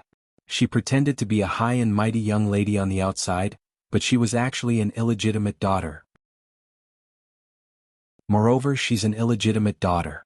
With that, the woman turned around and looked at the man behind her who was coldly raising his eyebrows. Right? Tian Yuan? Back then, the Ji family almost had a marriage alliance with your Han family. In the end, it was Uncle Han who had the foresight to refuse to let you marry an illegitimate daughter. Otherwise, this eldest Miss Ji would be your wife now. Han Tianyuan was a famous dissolute young master in Haichen. In the past he had indeed drooled over Jinwan's appearance and figure. However, Jinwan had never given him any face. She was arrogant and stubborn, causing him to lose face many times. As a result, this young master's fondness for Jinwan gradually turned into something against her. Ever since Jinwan got married, he took pleasure in hearing about this Miss G's scandals. The woman continued to chatter on. Also, the Mo family has been involved in business and politics for generations. Regardless of whether it's power or reputation, they are definitely among the best in the country. How could they be so blind as to marry an illegitimate daughter? Han Tianyuan rarely had the chance to mock Jinwan. He immediately sneered. That's right. If it weren't for Elder Mo's insistence and the Ji family's desire to hug onto the Mo family's thigh, someone like her would not even be able to enter the Mo family's door. I heard that this Jinwan has never appeared with Mo Jingshan after getting married for so long. It's likely that she has long been thrown into the cold palace, right? She's only Mrs. Mo in name? The woman purposely looked over mockingly as she laughed. Mississippi, the employee was worried that Jinwan's mood would be affected and leave. The order would then fly away. She rushed to wrap up the shirt and walked over. The shirt has already been packed for you. Would you like to pay by card or bill? From start to finish, Jinwan did not even look at the two of them. Before she could speak, the woman suddenly leaned over. Miss G is really generous. A shirt like this costs 160,000 yuan. Can you afford it? Jinwan finally glanced at her and calmly said, It turns out that even an idiot isn't completely stupid. You can even clearly count the number of zeros behind the price tag. She had some impression of this woman. Her name was Zhou Yanyan. Her family background was not bad, and her personality was even more condescending than before. She did not know where she found out about the Ji family's secrets. She often went around spreading the news that Jinwan was an illegitimate daughter. Of course, Jinwan was not an illegitimate daughter. However, the Ji family did not only have her and Ji Menggran, these two daughters. Those were all done by her father when he was young. Everyone in the Ji family had long kept their mouths shut about these matters. No one dared to mention it. Zhou Yanyan, who was scolded as an idiot, glared at her for a moment before opening her mouth to mock. Are you sure this card can be used? Didn't you have all your cards frozen before you married into the Mo family? Do you need me and young Master Han to help you buy it? It's only 160,000 yuan. Miss G, you don't have to be so polite with us. Jinwan's expression did not change, but her heart sank. She had indeed forgotten about this matter. Back then, in order to prevent her from escaping the marriage, her father had ruthlessly frozen all the cards under her name. The great Miss G, after getting married, has become the Ji family's spilled water. Not only have all the assets under your name been frozen, even your cards can't be used. If word of this gets out, I'm afraid people will laugh their heads off. Zhou Yanyan's voice grew louder and louder, afraid that others would not know that the young miss of the Ji family could not even afford 160,000 yuan. By the side, Han Tianyuan also mocked. It seems like you really don't have money? If Miss G isn't too happy after marriage, I won't care about your married status. How about this? I'll help you pay for this and you sleep with me for a night. How about it? What are you saying? Are you treating me like I don't exist? Zhou Yanyan's previously proud expression disappeared. She immediately glared at him unhappily. Han Tianyuan still had a sloppy expression. Do you think this lord's money is something that the wind blows? It's fine if I don't sleep. It's fine if I let her sleep with my brothers for a night. 160,000 yuan per night. I'm afraid Miss G is the most expensive in Haicheng. Zhou Yanyan instantly laughed out loud. Her eyes were filled with excitement. Right. This deal isn't bad. How about Miss G? Do you need us to help you pay? With the two of you speaking in such a manner, those who don't know would think that the two of you are acting as a double act. Jinwan did not get angry and instead smiled. Looking at your temperament, it is indeed suitable to act as a monkey on stage. Zhou Yanyan proudly raised her eyelids. What's the use of putting on such a noble and virtuous attitude? Do you really think that just because you're an illegitimate daughter, you can transform from a sparrow to a phoenix? If not for the Ji family's halo protecting you, who knows which brothel you'd be screaming in right now? When Jinwan heard these words, her smile was lazy and casual. She slowly dragged out her tone. Miss Zhou, when you were 15 you dropped out of middle school and stayed at home. You fooled around in various bars and slept with countless men. Tell me, without the halo of the surname Zhou, the one crying out in a brothel right now, would it be you or me? Chapter 12. Zhou Yanyan wanted to scold back but was momentarily choked. Although this Jinwan had the temper of a rich young lady, the Ji family had sent her overseas a long time ago. Even if Jinwan was currently just an idler who did nothing at home, it was not fake that she had received several degrees and awards in America when she was in her teens. Pay. In the end, aren't you just a piece of trash who needs to rely on the Ji family's card to survive? Zhou Yanyan arrogantly scolded, "Don't stray too far from the topic with me. Just tell me if you can afford this shirt right now. If you can't afford it, then quickly admit defeat." This luxurious store was located in a very conspicuous location in a bustling area. There were already many onlookers standing both inside and outside the door. Jinwan was neither shocked nor flustered. The more people there were, the brighter the smile in her eyes became. Han Tianyuan's eyelids twitched as he watched from the side. He had a strange feeling that something was wrong. He felt that there was something different about Jinwan. If it was in the past, this Ji family's young lady would have mercilessly smashed the bag in her hands onto Zhou Yanyan's head, not caring about anything else.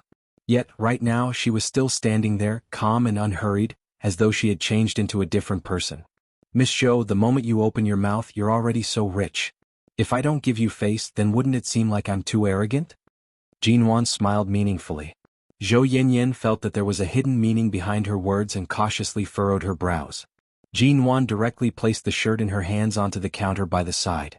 She played with the card in her hands that indeed did not have much money, and unhurriedly said, "Before you hooked up with young Master Han, you had just swindled 100 million yuan from another man. This mere 160,000 yuan is indeed a drop in the ocean in your eyes. Since you insist on paying for me, then I won't snatch away Miss Zhou's limelight. What nonsense are you spouting? What 100 million yuan?" Zhou Yanyan's gaze flickered, and a chill ran down her spine. Young Master Han will definitely be interested in what I'm going to say next. Jinwan glanced at Han Tianyuan, whose brows were immediately furrowed. "Miss Zhou hooked up with a married man, who was the financial director of your Han Corporation. She and this financial director took advantage of a financial loophole and cashed out hundreds of millions in cash. After that, he abandoned his wife and children and fled the country with Miss Zhou. However, the arrogant Miss Zhou only had eyes for the money in his hands. She threatened and lured him out of 100 million. Jinwan's voice was gentle and slow, but each word was clear. Zhou Yanyan's heart jumped as she listened. At this moment, Han Tianyuan's expression was no longer that simple. Their family's company had inexplicably disappeared a few months ago. Up until now, they still hadn't found out the truth. Could it really be related to Zhou Yanyan? Thinking about it carefully, ever since Zhou Yanyan had climbed into his bed, she had often casually asked him about the progress of the financial loophole case. Seeing Han Tianyuan's expression change, Zhou Yanyan panicked and hurriedly turned around to explain to him, "Don't listen to her nonsense. Our Zhou family doesn't lack money. I might do something illegal like this." "Don't lack money? Then why is Miss Zhou suddenly hugging onto the Han family's thigh?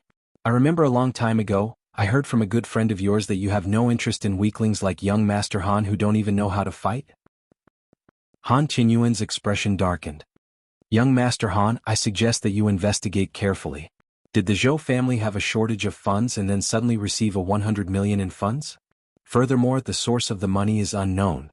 Let the police investigate the Zhou family. The final result will definitely satisfy you, young Master Han." "Shut up, you're spouting nonsense." Zhou Yanyan did not expect that such a deeply hidden matter would be found out by Jinwan, who never bothered with other people's business. She was so anxious that she wanted to tear her mouth apart. There was no way anyone would know about this matter. But Jinwan could even pinpoint the time so accurately. How was that possible? Seeing Zhou Yanyan's expression as though she had seen a ghost, Jinwan could only smile. She had 10 more years of memories than them. Back then, this huge business case was finally solved after a few years. It had once caused a stir in Haicheng. It was hard for her not to know about it. Originally, she did not intend to use such a method. After all, she would feel that she had an unfair advantage. To deal with these two people, there were actually many other methods. However, it was not in Jinwan's character to stand here and suffer losses for nothing. In her previous life, she had failed because of the person closest to her. She had made one mistake after another, but that did not mean she was weak to the point where she could be stepped on by a woman like Zhou Yanyan. "I didn't do it. Jinwan is slandering me. She must have been agitated by the Mo family's cold treatment. Which eye of yours saw me being ignored in the Mo family?" Zhou Yanyan immediately turned around and angrily said, You've already been married to Mo Jingxian for half a year. Have the two of you ever appeared together? Even in the photos taken by the media, you and Mo Jingxian have never been in the same frame. The more Zhou Yanyan spoke, the more agitated she became. She was so angry that she dared to spit out any words. Right now in Haiqing, who doesn't know that you, Jinwan, are Mrs. Mo in name but not in reality? Mo Jingxian does not even treat you seriously. I think it won't be long before you are chased out of the house. Is that so? Chapter 13. Jinwan turned around and was shocked to see Mo Jingxian's cold and tall figure walking in from the door. Why would he appear here? The surrounding people were all stunned. They could only see that the newcomer's figure was tall and straight. It was as though he had arrived with the autumn wind. His cold, black eyes were filled with a sharpness that caused one to feel fear. It was as though he was a stern god that had appeared from nowhere. The moment Zhou Yanyan and Han Tianyuan turned around and saw Mo Jingxian, their faces were filled with fear. The ordinary people here might not recognize Mo Jingxian's true appearance, but how could the two of them not recognize him? Mo Jingxian's cold, black eyes swept past Zhou Yanyan's direction and quickly landed on Jinwan. He saw the shirt placed on the counter by her hand. Mrs. Mo will be chased out? Why don't I know about this? He calmly spoke. His voice was low and did not sound sharp, but it caused the temperature of the entire shop to instantly drop. Zhou Yanyan's gaze trembled. Mo, why are you here? Mo Jingxian did not look at her. He walked toward Jinwan. The employees by her side unconsciously moved to the side. Jinwan did not know why he would appear, but her heart felt much more at ease because of him. As he approached, she raised her eyes to smile at him. I'm fine. You don't have to stand up for me. Mo Jingxian appeared as though he did not hear anything. He held her hand, placing it in his palm. This action was silent yet firm. Mo, this is all a misunderstanding. The moment Han Tianyuan saw Mo Jingxian, he instantly cowered. No matter how powerful the Han family was, they could not match up to the Mo family. If they were to offend Mo Jingxian over such a small matter when he returned tonight, his parents would most likely break his legs. However, Mo Jingxian did not even look at him, directly skipping over his useless words. His voice was clear and cold as he replied, Why am I here? Do I need to explain myself to you if I accompany my wife to go shopping? Zhou Yanyan, who was standing by the side, instantly choked. Accompany Jinwan to go shopping?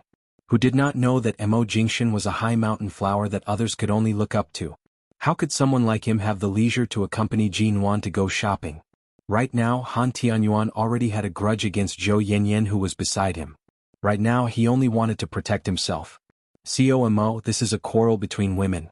I really cannot stop them. You see, this matter is really... Don't women need to use their brains to argue? Mo Jingxian picked up the shirt by Jinwan's side. His gaze was cold and his tone was mild. Can't you tell that she specially bought this shirt for me? Mrs. Mo has been neglected and is about to be kicked out of the house. How can you come up with such a lie? Zhou Yanyan's face gradually paled. Although she saw Jinwan buying a shirt earlier, she did not expect it to be for Mo Jingxian. How could this be?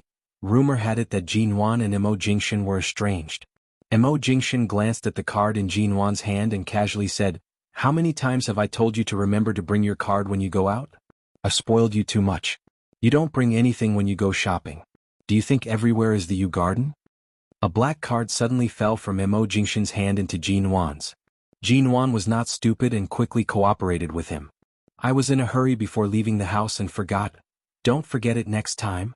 Mo Jingxian's hand gently rubbed her head, as though he was coaxing a child who always forgot things, yet he doted on her to the point of death. The surrounding onlookers were forcefully fed a large mouthful of dog food. Regardless of whether they were married or unmarried, they all held onto their hearts, their eyes filled with envy and jealousy. Jinwan held the card in her hand. It was a high-class black card with no limit. In fact, it was not that Mo Jingxian had never given her a card before. Even when they had just gotten married, he had already given her everything he could. It was just that at that time she refused to be with him no matter what. Even if the Ji family froze everything, she was determined to draw a clear line between them. Aside from staying in the Yu Garden, she was not willing to spend a single cent of his money. Mo. That Han Tianyuan fearlessly walked over, wanting to continue explaining. The moment he approached, Jinwan saw the coldness in Mo Jingxian's calm eyes. It was likely that Mo Jingshan had heard the entire conversation. She hurriedly and stealthily pinched his finger. No matter how powerful the Mo family was, the Han family's connections in Haicheng were not simple. It was just a dispute caused by Zhou Yanyan. There was no need for Mo Jingshan to become enemies with the Han family. She did not want to cause him any unnecessary trouble, even if this trouble was nothing to him. It was fine if she caused some trouble, but she did not want Mo Jingshan to lower his status to have any connections with such a person. It was not worth it. Furthermore, it would dirty his hands. Jinwan hurriedly leaned into his embrace, softly saying, "I'm hungry. I want to go eat something." Mo Jingshan glanced at her. It was rare for Jinwan to choose to keep the peace so quickly. Although this was indeed the most appropriate method, he would naturally have a way to resolve this matter. He would not let her suffer for nothing, nor would he cause any disagreements between the two families on the surface. But Jinwan's change? What exactly was the reason for her change? Zhou Yanyan had already begun to secretly try to escape. Han Tianyuan saw it. The 200 million yuan issue had not been resolved. Regardless of whether it was true or false, he could not let her run away. He reached out to grab her back. What are you doing?" Zhou Yanyan turned back to see him. She was frightened into softly begging, "Let go of me. You want to run after causing trouble? Don't tell me you're really related to that matter?" Han Tianyuan softly cursed, dragging this idiot back. Zhou Yanyan's legs were slightly soft. She did not dare to speak. Jinwan gently tugged on the corner of Mo Jingshan's clothes. "There are too many people here. The air is not good." Her meaning was that she wanted to leave now. Mo Jingshan held her hand, staring at her for a moment. His voice did not carry any warmth. "Apologize." Han Tianyuan and Zhou Yanyan's expressions froze. These two words were clearly directed at them. He wanted them to apologize? And in front of so many people?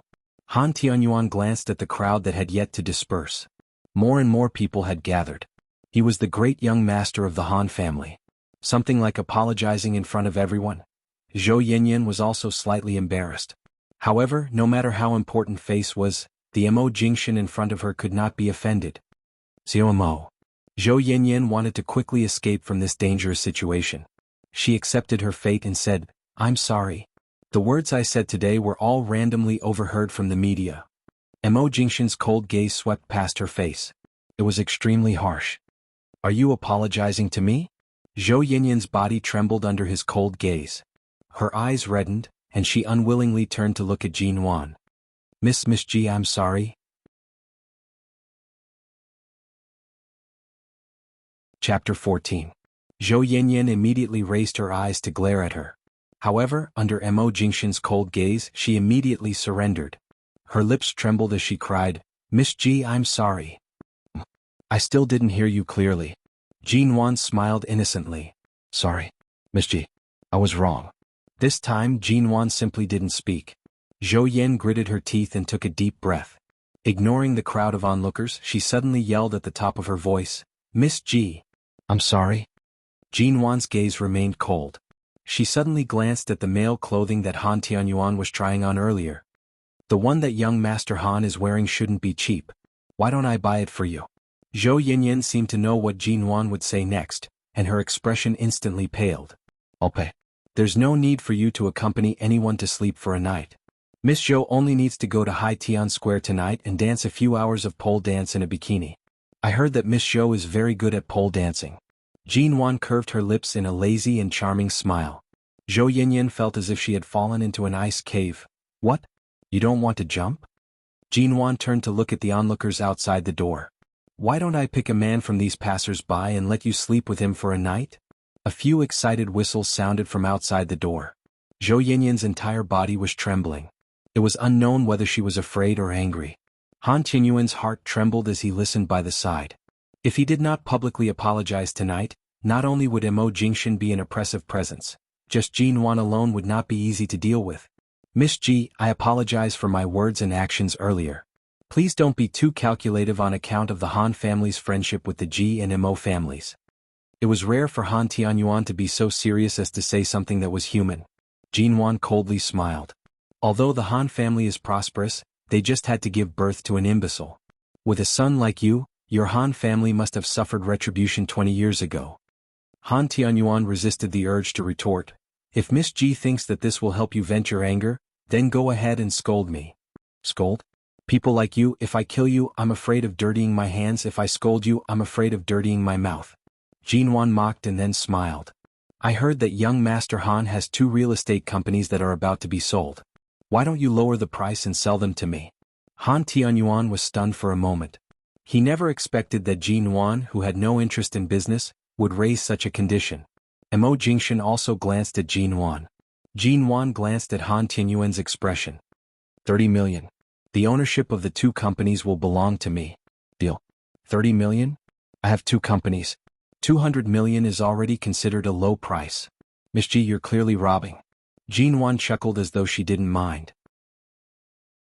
Oh, it's fine if you don't agree. The corner of Han Tianyuan's mouth twitched. Her expression. It was obvious that she had done it on purpose.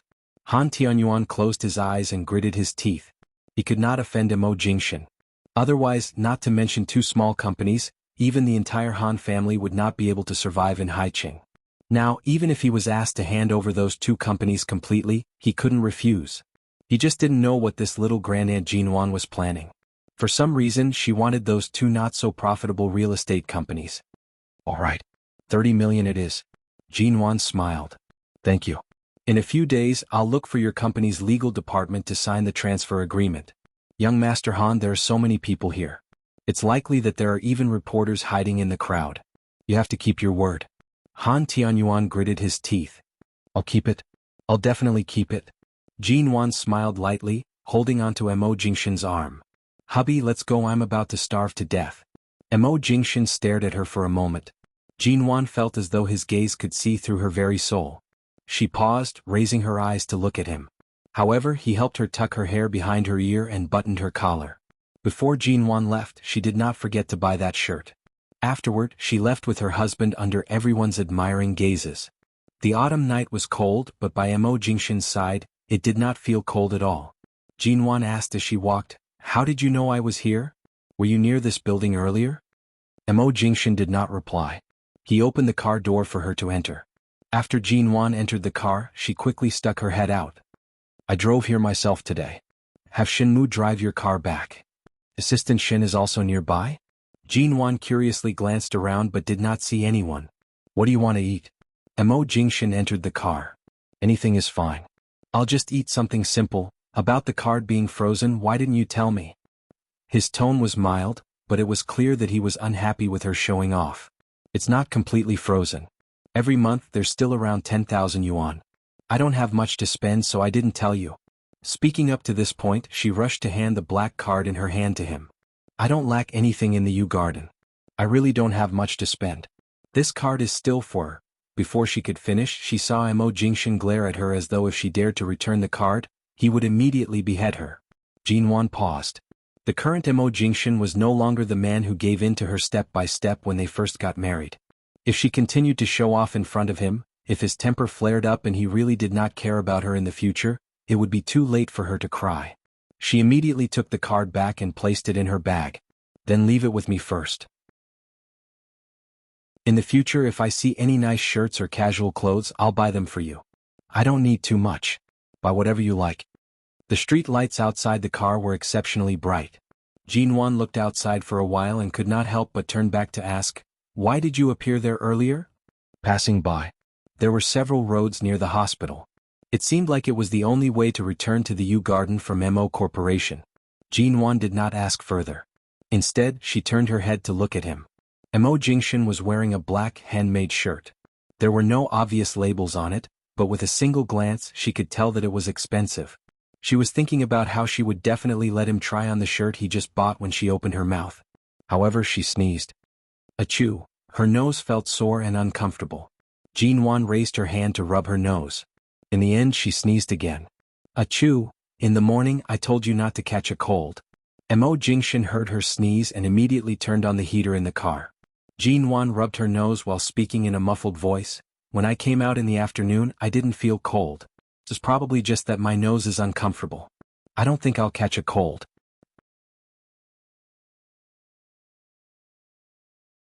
Chapter 15. On the way, Jinwan could not help but sneeze a few more times. Mo Jingshan directly drove the car back to the Yu Garden. He did not even bring her out for dinner and asked Auntie Chen to brew brown sugar ginger tea for her.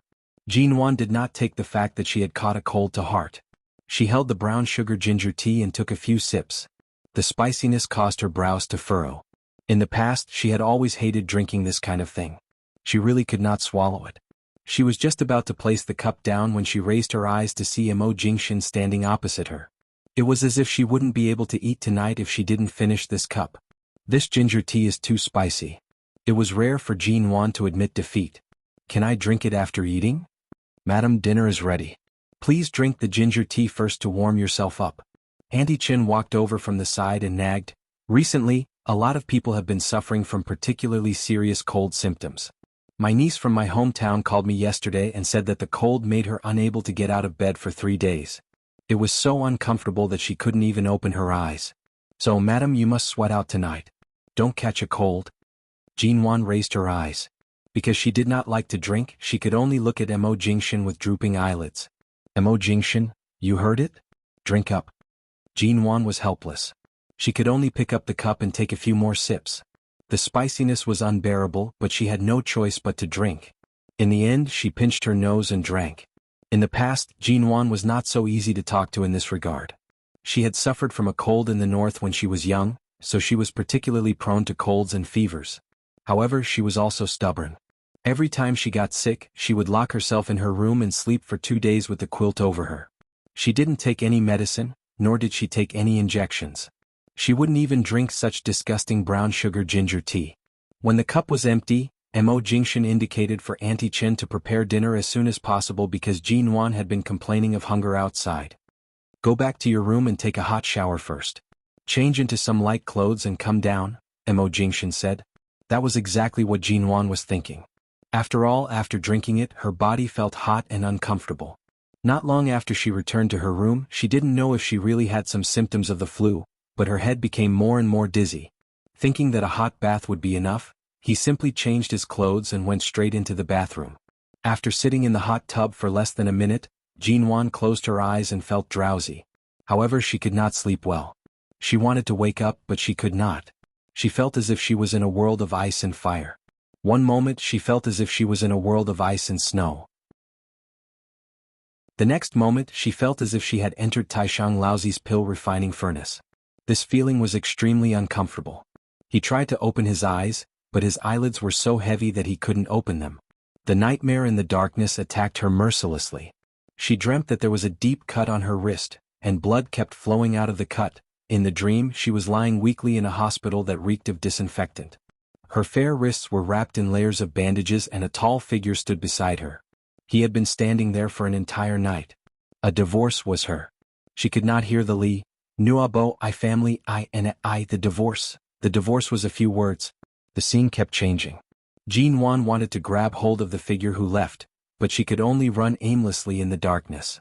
She dreamed that after the divorce she was shunned by all the elders in the Mo family. Her father was angered by her suicide and divorce and did not allow her to take a single step into the Ji family for 2 whole years. She dreamed that Ji Menggran brought her to a dark bar to get drunk. She dreamed that she was injected with drugs and became addicted to drugs. The Ji family went bankrupt. Her father died with hatred. Her loved ones left her one by one. Her once proud and bright life gradually collapsed. At the most lost time in her life, Xia Tian thought of ways to find her. She brought her home, talked to her and cheered her on. The scene changed again.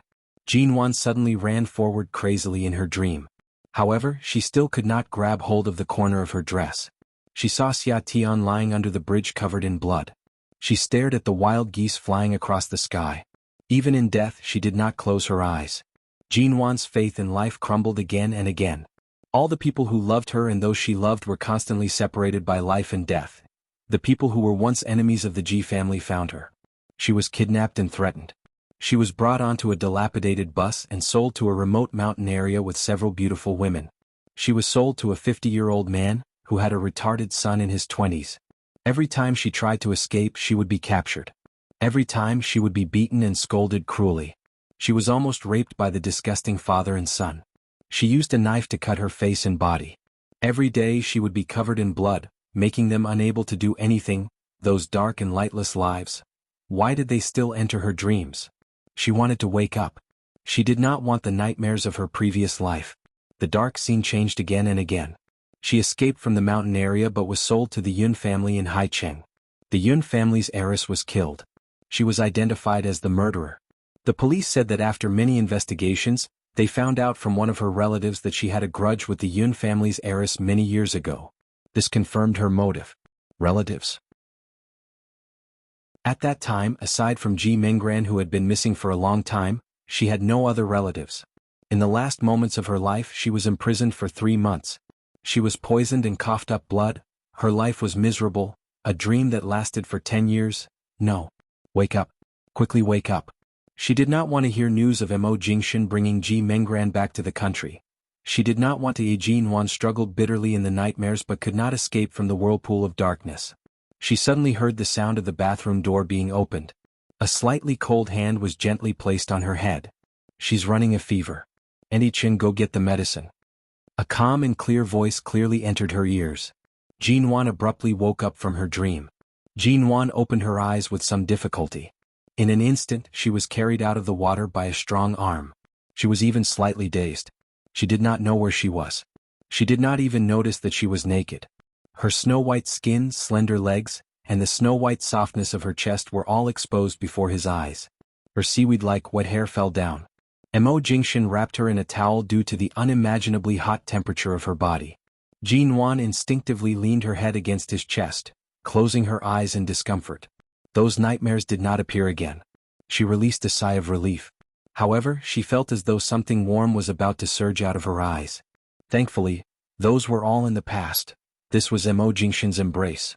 It was warm and made one yearn for it.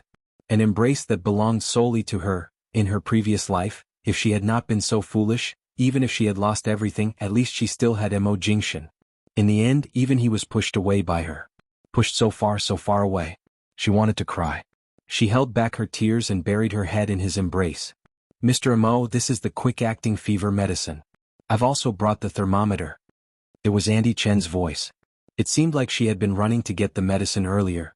She was still panting slightly. Jinwan was placed on the bed. She subconsciously raised her hand to tug on the cuffs of his shirt. Even though she was so weak that she did not have any strength left, she still wanted to hold on to him. Mo Jingshan lowered his eyes to see her movements. He did not stand up to leave but instead held on to her. Don't be afraid. I won't leave. Chapter 16. Seeing her appearance, Mo Jingshan directly measured her temperature. Jinwan then heard him say, 39 degrees. Why did Madam suddenly have a fever after taking a shower? This temperature is too high. Andy Chin panicked. Previously, Madam also fell sick, but she kept locking herself in her room. She didn't eat or take any medicine. I didn't know what to do.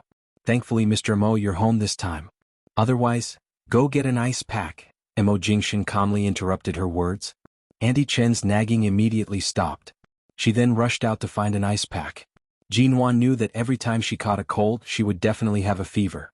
Mo Jingshan also knew this, which was why he often reminded her not to catch a cold. Come, take the medicine. Mo Jingshan helped her up from the bed. She sat in his arms and didn't struggle. She only frowned when he fed her the antipyretic. In the past, she rarely took medicine because she had to drink Chinese medicine every day to recuperate from a cold when she was young. As a result, she was very resistant to any bitter medicine. She would rather sleep for a few days than take medicine. Be obedient. Eat the medicine. Mo Jingshan softly coaxed her. She rested her head on his arm, opening her eyes to look at him. Her gaze was slightly pleading. Could she not eat it? He was silent for a moment before softly asking, Do you want me to change the method to feed you? Jinwan curiously asked softly, Change what method? Could it be that he wanted to prepare some sweets for her? When she was young, the Ji family's helper auntie would always prepare fruit sweets for her under her coquettish behavior. However, the sweets she expected did not appear. Under her gaze, Mo Jingshan directly brought the medicine to his mouth. Jinwan immediately understood and hurriedly raised her hand to block it. She then carefully pressed down on his hand and fed the pill into her mouth. Although she did not object to him feeding her mouth to mouth, she did not want to pass the cold to him. The bitterness spread in her mouth. She furrowed her brows and rushed to receive the glass he handed over. She drank a large mouthful of warm water and swallowed the medicine. However, she felt that her throat was extremely bitter. So bitter. You clearly know that you can't catch a cold, yet you don't even wear a coat when you go out. Do you want me to lock you up in the U garden every autumn and winter? Mo Jingshin touched her damp hair, speaking in a heavy voice. Sit properly. Don't lie down. Dry your hair before you sleep. Jinwan remained in his arms, refusing to move. She had drunk a few mouthfuls of water and did not feel as uncomfortable as before. However, she did not have much strength left. Seeing her sickly and dependent appearance, Mo Jingshin sighed slightly. He stood up to find the hairdryer, bringing it to the bedside and plugging it in. Jinwan sat on the bed and really didn't have the strength to dry her hair. She turned to look at him and was about to ask him to help her dry her hair, but before she could speak, she heard the sound of his hand drying her hair. The warm wind blew through her hair and her scalp. She was originally slightly dizzy, and because of the nightmares earlier, she felt as though she was standing on the edge of a cliff. Her emotions were tense, but this sudden warmth and comfort allowed her to relax. After a few minutes, she began to feel extremely sleepy. The cold medicine and fever medicine had a slight hypnotic effect. Jinwan closed her eyes and felt drowsy. When her hair was completely dry, Mo Jingshin turned off the hairdryer. Her body tilted and she was about to fall. Mo Jingshin reached out to support her. Seeing that she was falling asleep too quickly, she quietly leaned in his arms. The air was filled with the sound of her quiet and even breathing. He sighed softly and leaned over to help her lie down on the bed. His gaze inadvertently touched her body that was wrapped in a towel. Just now in the bathroom he could only pull out one hand to help her wrap the towel. At this moment the towel had loosened a lot on her body. Her chest was as soft as snow, and her long hair hung down, half covering her body. She was completely soft and relaxed in his arms. Mo Jingshin's eyes slowly darkened. At the same time he felt that her hands were ice cold. Her body was burning hot, but her hands were ice cold. His breathing was heavy as he held her hand, placing it in his palm. A moment later he seemed to have thought of something. His gaze shifted to her snow-white feet that were exposed outside the towel. He touched it and found that her feet were also cold. It was as cold as her hands, especially in his palm. It was so cold that he furrowed his brows. Jinwan softly moaned in her sleep. It was as though she was moaning in comfort due to the warmth from his hands and feet. Mo Jingshin covered her with the blanket, ensuring that only her head was exposed. His hand gently caressed her burning forehead, sliding down the soft hair on her head. Jinwan did not sleep well. Her body was already burning hot, and now that her entire body was covered, the heat caused her to feel uncomfortable. She struggled slightly but was held down by him. Mr. Mo, Auntie Chen pushed the door open and entered. She placed the ice pack by the side. Seeing that Jinwan was already asleep, she softly said, I just made some food for Madam and even cooked porridge. Should I let her eat some?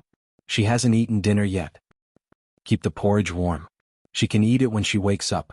Right now, even if she were to sit up, she would most likely be so sleepy that it would be difficult for her to even open her mouth. All right then. Sir, go and rest. Leave this to me. I'll take care of Madam. There's no need. I'll be here tonight. Although Jinwan was very sleepy, she didn't sleep well. Half asleep, she felt that the side of her bed seemed to have sunk a little. She was sweating a little and her body was wet and sticky, which made her feel uncomfortable.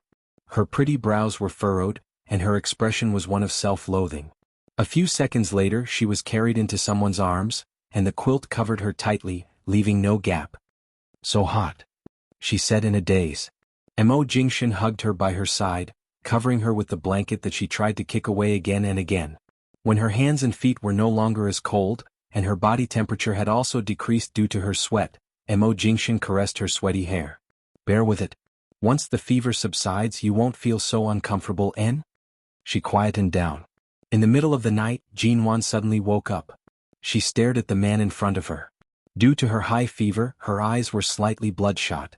She stared at him silently. After being stared at by her for a minute, Mo Jingshin opened his eyes. You're awake? Auntie Chen has been keeping the porridge warm for you. Get up and eat some. He stood up. Jinwan rushed to grab his hand, unwilling to let go. I'm not eating. Don't go. The dependence and longing in her voice were not concealed at all. Mo Jingshin's hand that was about to withdraw froze in place. Chapter 17. Still uncomfortable? He sat back on the bed, holding her in his embrace and rubbing her head. Jinwan shook her head, leaning into his embrace. Much better. Auntie Chen must have been worried. In the middle of the night, she passed by the door and heard the movements inside. She rushed to bring the porridge up. Mr. Mo, it's already very late. Let me feed Madam the porridge.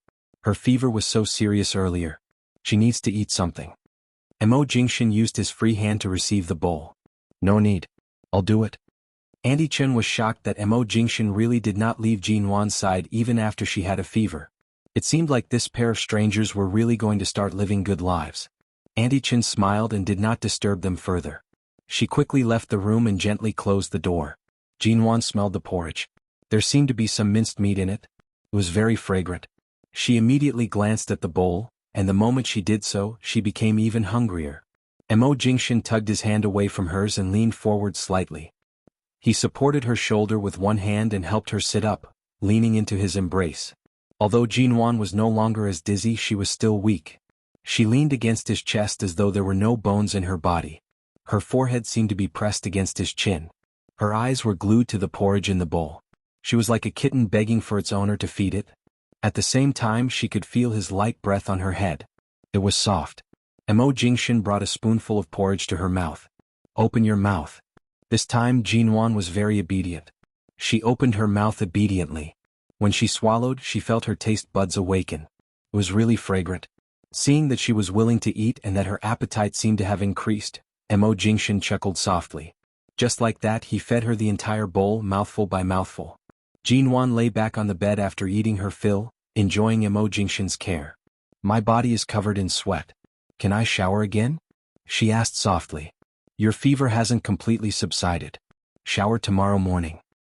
But my body is so sticky. It's so uncomfortable. Endure it for one night. He turned off the light, leaving only the dim yellow light in front of the bed. Sleep for a few more hours. I'll check your temperature again in the morning. Mo Jingshan lay down by her side. Jinwan began to move closer to his side until he held her in his arms. At the same time, he patted her back to urge her to sleep. However, Jinwan pressed her head against his arm, softly saying, Just now, you directly carried me out of the bathtub. Mo Jingshan did not speak. She then said vaguely, You've already seen me naked, so it's not too much to carry me in for a bath. I haven't even said anything yet, Mo Jingshan. In the end, because Jinwan couldn't fall asleep without taking a shower, she reluctantly asked Mo Jingshan to take her to take another shower. She washed until her whole body smelled fragrant and relaxed. She felt that her illness had mostly healed. Then he wrapped her in a towel and carried her back to the bed. But this time, Mo Jingshan did not hug her to sleep. Jinwan turned over. Under the dim yellow light, she stared at the man who strangely slept with his back facing her. She raised her hand and poked his back. Why are you turning your back to me? She asked. Her voice was still slightly hoarse. Mo Jingshan did not reply. He held her small hand that was poking his back and pressed it down. Sleep, he said mildly. His low voice hid an unknown hoarseness. Jinwan felt that she was ill, so she suddenly felt a little fragile in her heart. Her heart immediately became fragile. She was unhappy that his back was facing her, so she simply leaned close to him. She leaned against his back, placed her hand on his shoulder, and pressed her face against his back. Can you turn around? I want you to hug me to sleep. Earlier on, you were still fine. Why are you suddenly turning your back to me? He then heard her soft, mosquito-like grumbles. He sighed slightly and turned around. In the end, he still hugged her as she wished. The moment he turned around, Jinwan abruptly felt the change in his lower body. She seemed to know the reason. Was it too late for him to carry her again? Right now, Mo Jingshan could not bear to look at her watery gaze. He hugged her and pressed her head against his chest. After you recover, let me help you bathe again. He softly and hoarsely bit her ear. His voice was low and heavy, but it contained a threat that caused her to blush. I don't mind bathing with you for an entire night. Jinwan instantly became obedient. She did not move at all in his arms. However, she could not sleep right now. Her hand gently tugged on the exquisite buttons of his shirt. She felt that although he did not move, he should not be able to sleep easily in this situation. She looked up from the angle of his chin at the man who was impeccably handsome from every angle. Did you notice that I've changed a lot? She asked. For the past 2 days, Mo Jingshin's gaze had landed on her body several times in an attempt to see through her. He was clearly suspicious of her change, but he did not show it. Since that was the case, she might as well take the initiative. His hand gently patted her back, as though he was coaxing a child who could not sleep and was always looking for a topic to talk about. He did not answer. Then, do you like the current me? Or do you like the previous me? Under the wall lamp, her gaze was as bright as the moon. Even if she had a fever, it could not hide the light in her eyes. It's all you. What's the difference? His tone was unhurried. Of course there's a difference. In the past, I was unwilling to accept our marriage, but now I'm trying very hard to get close to you. Jinwan buried her head in his neck, softly and hoarsely saying, in the past, you were good to me. Even if I was always mischievous, you never stopped approaching me. Regardless of whether you think my change is too sudden or not, please don't doubt my heart. Even if there's 100 steps between us, you've already taken dozens of steps. Even if you're tired from walking, leave the rest to me. Let me walk, let me learn to cherish everything, to have you, okay. The air fell into silence. Jinwan wanted to see Mo Jingshin's expression right now. She had never confessed to anyone like this in either of her lives. However, when she tried to raise her head, she was held tightly in his arms. Even her head was pressed tightly against his neck. For a moment she could not raise it. Mo Jingshin, he still did not speak. What I said earlier was serious. I'm not muddled from the fever. All of a sudden she heard his low and restrained voice from above her head. If you continue, I'm afraid I won't be able to take care of your body's condition. Are you sure you want to continue to provoke me? Jinwan was slightly surprised.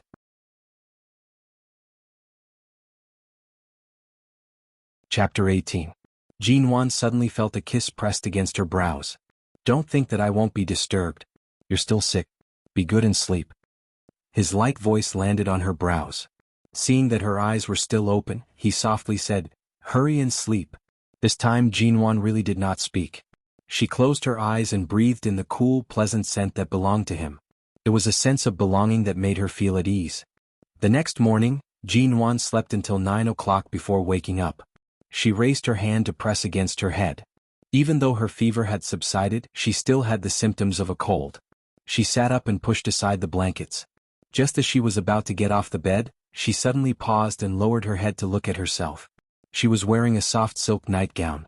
Last night, she had clearly bathed and wrapped herself in a towel to sleep. Did Andy-chan help her change into this? The room door was suddenly opened. She raised her head with her messy hair to see Mo Jingshin enter the room. The automatic curtains were slowly pulled open, and the golden rays of the sun landed on his body.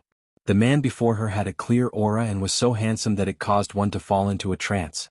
Mo Jingshin saw her sitting by the bed with a dazed expression. Feeling better? What time is it now? You didn't go to the company? Jinwan snapped out of her daze.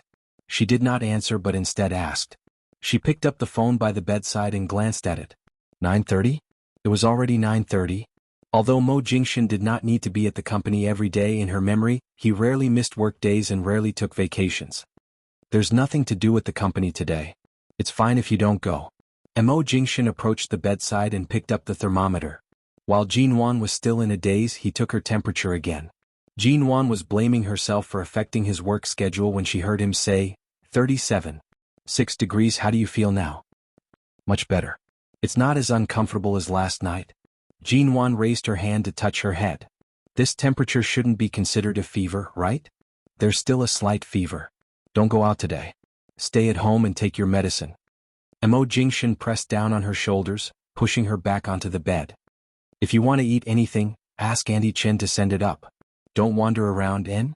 It's not like my illness is that serious. Besides, this isn't considered a fever.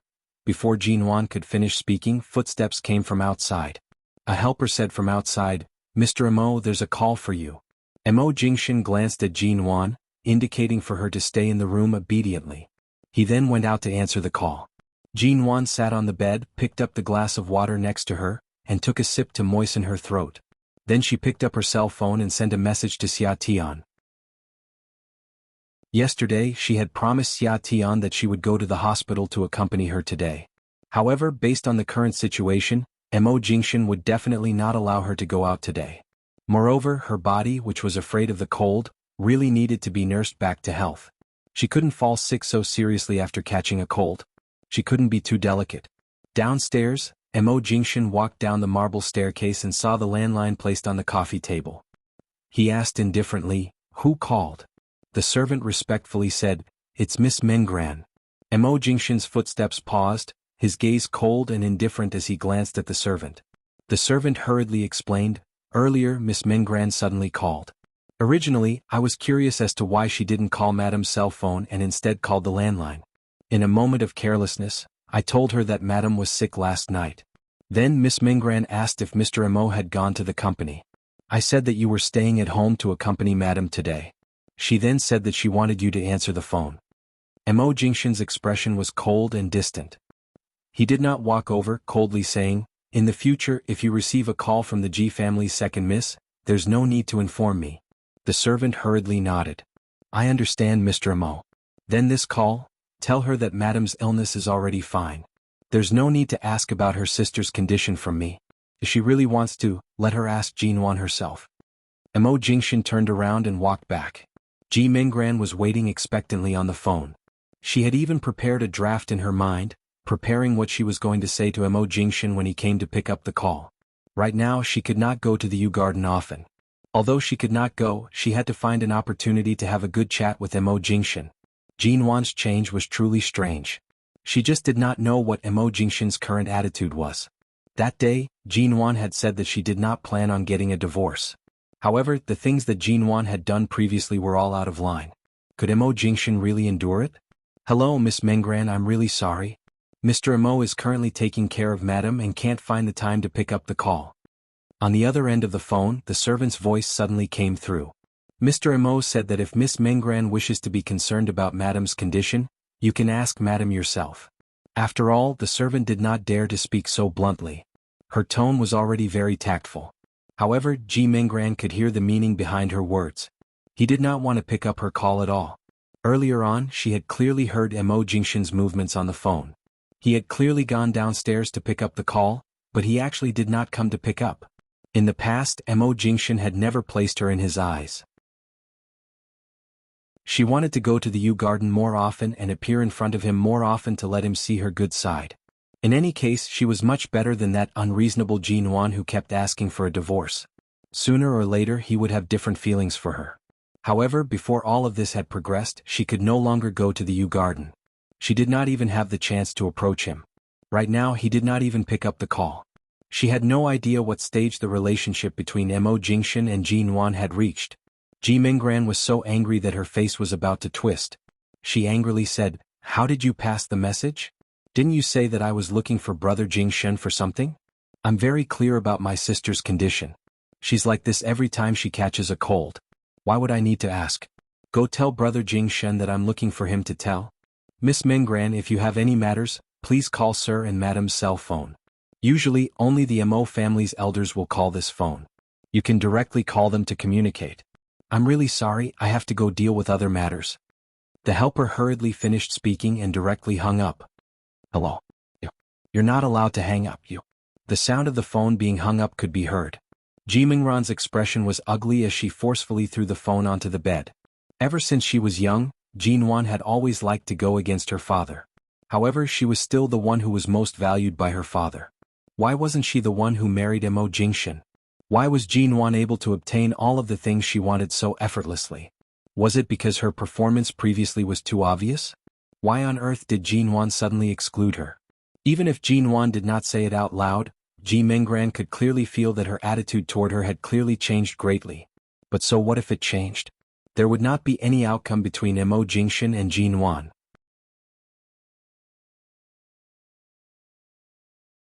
Chapter 19. In the master bedroom, Kacha Kacha, Jinwan listened to the sound of him chewing on an apple and felt helpless and amused.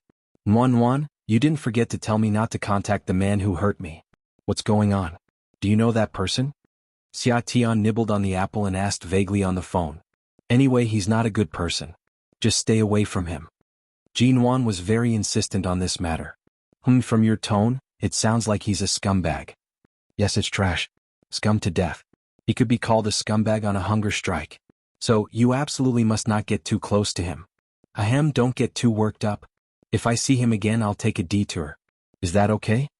Xia Tian coaxed her, I promise to keep my distance from him. Jinwan curved her lips, but her smile did not reach her eyes. That scumbag who caused Xia Tian to die with everlasting regret, better not let her see him again in this life. Xia Tian finished the apple, wiped her mouth and turned to look at the TV in the ward. The news just now was very interesting.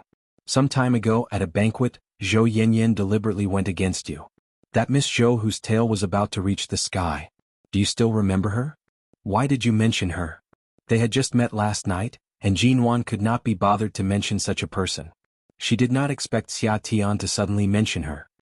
Didn't you see the news?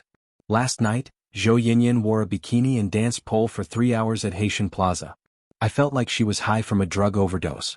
Later, there were too many onlookers, so she was taken away by the police on the spot. What's more, she's not on some gossip news about the rich and powerful, but social news that affects public security. Ha, I'm dying of laughter. She really went to jump? Of course. Just now, the TV had even cut to a few shots from a distance. One look and you can tell that it is Zhou Yanyan herself. Ha, serves you right. Why do I feel like you know about this? That Zhou Yanyan's mouth was so foul that I wanted to slap her a few times. Now, it was really retribution. She deserved to be disgraced. I just don't know what happened to her last night, Aya. It's too boring in the hospital. I don't have any news and can only watch TV, Jinwan smiled. The heavens are watching. She asked for it. With that, Jinwan picked up the remote control and looked at the LCD screen on the wall of the tea room on the other side of the bedroom. He found Haiqing News and Television Station. At this time, the news about Zhou Yanyan disrupting public order and pole dancing last night had already passed. They were currently broadcasting the scene of the Zhou family being surrounded by reporters. Based on Zhou Yanyan's father's temper, he was probably about to explode in anger. His daughter had embarrassed herself to the point that the entire Haiqing knew about it. She was even labeled as suspected of taking drugs, wearing revealing clothes, and pole dancing, which made them unable to lift their heads. Even if the Zhou family racked their brains, they could not be considered one of the 4 great families of Hai City. However, their reputation in Hai City was not low. Now that this had happened, the Zhou family's company's shares would probably fall as well. Such a butterfly effect, Zhou Yanyan herself probably did not expect it. Nuanyuan, this has nothing to do with you, right? Xia Tian suddenly asked. Why do you suddenly ask? I heard that there are people behind the Zhou family, and they are all from the underworld. You had better not get involved in this matter. Otherwise, if they play dirty behind your back, it would be troublesome. Jinwan recalled the unwilling expression in Zhou Yanyan's eyes yesterday and smiled mildly. It's fine. As long as the Ji family is around, no matter what kind of underworld they are from, no one will dare to touch me. Indeed. If they want to touch you in Hai City, not only do they have to consider the Ji family's face, they also have to consider if the Mo family is easy to provoke. Xia Tian spoke while clicking her tongue. TSK, Mo Jingshan is your greatest support. If you still don't learn how to hug your husband's thigh tightly, if one day he is snatched away by someone else, there will be a time for you to cry. Jinwan smiled. Don't worry. I'm the only one on his thigh. There's no space for others to hug. Mo Jingshan stood outside the door and did not enter. When he heard, I'm the only one on his thigh, his thin lips curved slightly. He picked up the phone and dialed a number with his long fingers. He walked to the end of the long hallway, his deep and calm eyes staring out the window. Help me do something. On the other end of the phone was a low and cold man's voice. It carried a hint of laziness and sexiness. N? Monitor Hai City's Zhou family's every move. If there are any movements with unknown people, immediately inform me. Keep an eye on both the underworld and the underworld. Don't give them a chance to play tricks in the dark. Zhou family? Did they offend you? Mo Jingshan calmly replied, more or less. Keep an eye on them. After a moment of silence, a light chuckle came from the other end of the phone. All right, I understand. Mo Jingshan put down the phone and turned back to see that Jinwan had already walked out of the bedroom. Hungry again? He directly walked over. Jinwan rubbed her stomach awkwardly. Perhaps it's because I'm sick. My body is exhausted too quickly. I clearly just ate last night. Return to the room and wait. I'll call Auntie Chen to send food up. Seeing that her movements were slightly sluggish as she stood by the door without moving, Mo Jingshan glanced at her again. What else do you want? I still want to eat the Su Ji family's 4-style glutinous rice balls near your company. Seeing Mo Jingshan's refined brows move slightly, she rushed to say, Actually, it's fine if I don't eat it. Everything Auntie Chen makes is delicious. I'll just eat the breakfast Auntie Chen makes. Seeing that she rarely had such a greedy mouth, yet also wanted to defend herself, Mo Jingshan could not help but laugh. He raised his hand to rub her hair. I'll go buy it. Really? Mo Jingshan lightly curved his lips, indicating for her to return to the room to wait. Jin Wan obediently turned back to the room. When she closed the door, she secretly peeked out. Seeing that Mo Jingshan had already gone downstairs, she felt that she had been assimilated by that glutton, Xia Tian. A bowl of Auntie Chen's porridge and a bowl of glutinous rice balls was enough to make her happy for half a day. The Su Ji family's 4-style glutinous rice balls that Jin Wan mentioned were indeed near the Mo Corporation. The black ghost was parked by the roadside. Mo Jingshan alighted from the car and saw that there was a very long queue in front of this small shop. He glanced at the time and walked over. In front of him there were 2 young girls also lining up. One of them suddenly nudged the girl behind her, softly saying, "Quick, look. Isn't that Mo Jingshan?" The other girl turned back.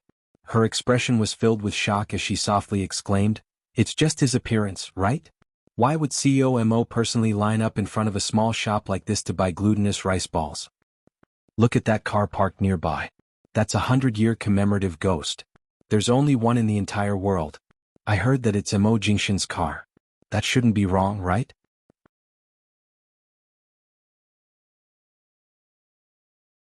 Chapter 20. The line in front of the shop was very long. Mo Jingshan did not send anyone to buy for him, nor did he order anyone to cut the line. After around 40 minutes, they finally bought the 4 types of glutinous rice balls that Jin Wan had ordered. Seeing that Mo Jingshan was about to leave, the 2 girls hid under a tree by the side and said, love-struck, "Mo Jingshan actually has the patience to line up to buy this kind of snack. I eat the same kind of snack as my male god, ah. Come on, didn't you see that he didn't buy a single person's portion? I don't think he wants to eat it himself. It seems like he really bought a lot. Only girls like this dessert. Who did you buy it for?" The great Mo Jingshan spent so much effort to line up for this kind of thing. He must have bought it for a woman. Do you think it's possible that CEO Mo has another woman outside? I don't think so. Do you remember the news about Zhou Yanyan this morning? It was said that last night, Zhou Yanyan had offended President Mo because she had said some nasty words in front of Mrs. Mo. At that time there were many onlookers. Those people all said that last night was the first time they saw President Mo in person. Who would have thought that he actually dotes on his wife so much? I'm guessing that this glutinous rice ball was bought for his wife. What kind of fortune did that Missy of the G family cultivate in her past life? That's not right. My best friend has a good relationship with the G family's second Mississippi. I heard from that second miss that her sister's relationship with Mo Jingshan has always been in a state of marriage but no love. It's likely that they will divorce soon. She also said that the G family has always been troubled by this matter, and that eldest Miss G doesn't know how to cherish the people in front of her. What's the use of hearing? Seeing is believing. Do you have the number of the G family's second miss? Hurry up and tell her that we have some first-line information. Maybe we can also take the opportunity to get closer to the G family's second miss. In the future we can be considered to have friends from a wealthy family. Yes, let me find the phone. G family. Ji Minggran tossed and turned on the bed, throwing the quilts and pillows all over the floor as if she was venting her anger. Suddenly her phone rang. She glanced at the caller ID impatiently. It was an unfamiliar number. She looked at it suspiciously for a while before picking it up. After listening to the content of the call, Ji Minggran's expression became more and more unsightly. In the end she directly hung up. Mo Jingshan actually lowered himself to line up for Jin Wan to buy glutinous rice balls? She didn't even need his help and went to line up herself. Usually Mo Jingshan was so busy in the company that every minute was precious. Yet he actually spent so much time queuing up to buy glutinous rice balls. When did Jin Wan become so delicate? She actually wanted Mo Jingshan to buy something for her. She was really shameless. No. She had to make things clear to Mo Jingshan. Jin Wan's recent changes were definitely unusual. He had to make Mo Jingshan more vigilant. He couldn't let Jin Wan take over him like this. Ji Minggran reluctantly picked up her phone and dialed Mo Jingshan's private number. She refused to believe that the phone was still in Jin Wan's hands. Sorry, the number you have dialed is currently unavailable. Please try again later. Ji Minggran frowned. She had a bad feeling about this and quickly called again. Every time he called, he would get the same cold and flat female voice. It was like a ditch that she could never cross. Ji Minggran was anxious and annoyed. Right now, no matter if he was on the way back to the U Garden or in the U Garden, his cell phone signal would not be bad. He did not turn off his cell phone, yet she received the same notification several times. It could only mean that her number had been blocked. "Madam, you're only eating such a small bowl. Will you be full?" Auntie Chin saw that Jinwan's appetite was not bad, yet she only ate a small bowl before putting it down. She could not help but urge her to eat more. Before Jinwan could speak, Mo Jingshan had already returned to the U Garden. Auntie Chin saw the bag in Mo Jingshan's hands when he entered and immediately smiled in understanding. No wonder when Madam was eating earlier, her eyes kept glancing outside. It turned out that Mr. Mo had personally bought snacks for her. Auntie Chin deftly kept the bowls away. After giving a few more reminders, she quickly walked out of the room. Jinwan sat by the bed. She watched as Mo Jingshan entered and placed the glutinous balls he bought on the bedside table. He then opened the plastic covers of the bag in the takeaway box. "You actually really bought it? Did you line up for a long time?" "Earlier on, I only ate a little less to leave space in my stomach." Smelling the aroma, Jinwan stood up and moved closer. The sweet and fragrant scent wafted through the air. She had not eaten this flavor for 10 years. Just by smelling it, she could feel the sweetness in her heart. "It's not that long. Do you like to eat this kind of thing?" Mo Jingshan did not pass the spoon to her. After opening it for her, he glanced at her. Seeing that she was about to move closer to eat, he could not help but chuckle lowly. "The Ji family is very strict. I rarely have the opportunity to eat this kind of snack. I've had it by chance twice and I've always remembered the taste." Jinwan spoke as she took another whiff. She reached out to fan the bowl against her nose. "Don't burn yourself. Go sit down first," Mo Jingshan calmly said. Jinwan obediently returned to the bed. She thought that Mo Jingshan wanted her to let it cool before eating. Unexpectedly, he placed the glutinous balls into a bowl by the side. After letting it cool for 2 minutes, he walked over, scooped a spoonful and brought it to her mouth. "Eat it, it's not hot anymore." She stared at him blankly. However, she only watched for a moment before opening her mouth and swallowing the glutinous ball under his gaze. So sweet, so warm. Her heart seemed to be filled with countless pink bubbles because of this sweet and warm taste. He fed her another spoonful. Jinwan swallowed it and rushed to say, "I can eat it myself. The swelling on your head has just subsided, and in the blink of an eye, you've caught a cold and become like this. I'm letting you eat such a hot thing by yourself. If you accidentally burn your hand again, I'm afraid I'll have to arrange for a 24-hour nanny by your side to barely feel at ease." As he spoke, he fed her again. Every spoonful that Mo Jingshan fed her was at the right temperature. Furthermore, there were glutinous balls mixed with a light broth. The taste was neither too dry nor too watery. It was very sweet but not cloying. A caretaker who doesn't sleep 24 hours a day? Is that a robot or a monster that doesn't sleep? Jinwan chewed on the glutinous ball in her mouth. Besides, how am I so unreliable? I'm just eating something. Why would I burn myself? Mo Jingshan mildly curved his lips, stuffing another one into her mouth. There are too many times when you're unreliable. Jinwan's mouth was stuffed full of glutinous balls. For a moment she could not retort. She opened her mouth vaguely but was stopped by Mo Jingshan's glare. "Don't speak. You're doing it on purpose, you?" This fellow was too black-bellied. Without letting her speak, he fed her so much. Just as she was about to speak, he fed her another one.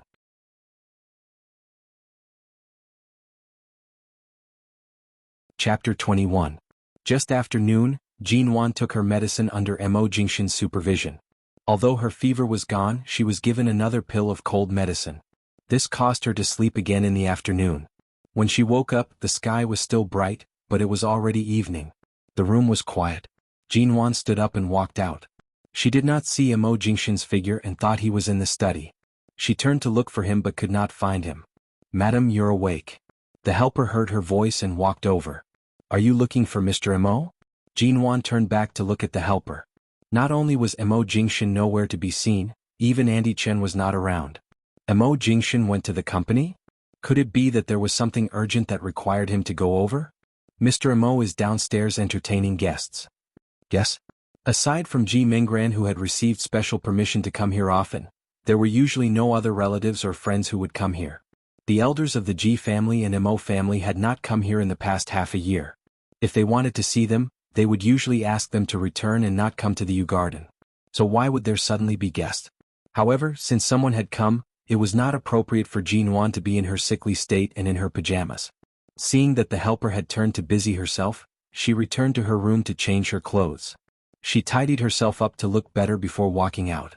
She had just walked down the stairs. Before she could clearly see who it was, she heard a woman's voice. Jingshin, you must be very busy right now, right? Recently you haven't been back to the Mo family much. AI, there are so many things waiting for you to take over at home, but you, this child, have to set up your own business at such a young age. The Mo family's company in America also needs. The voice abruptly paused due to Jinwan's appearance. That earnest and well-meaning tone immediately turned into a mocking tone. Eldest Miss Ji, have you woken up? As expected, you've been pampered since you were young. It's fine if you don't work and just stay at home, but you actually wake up so late every day.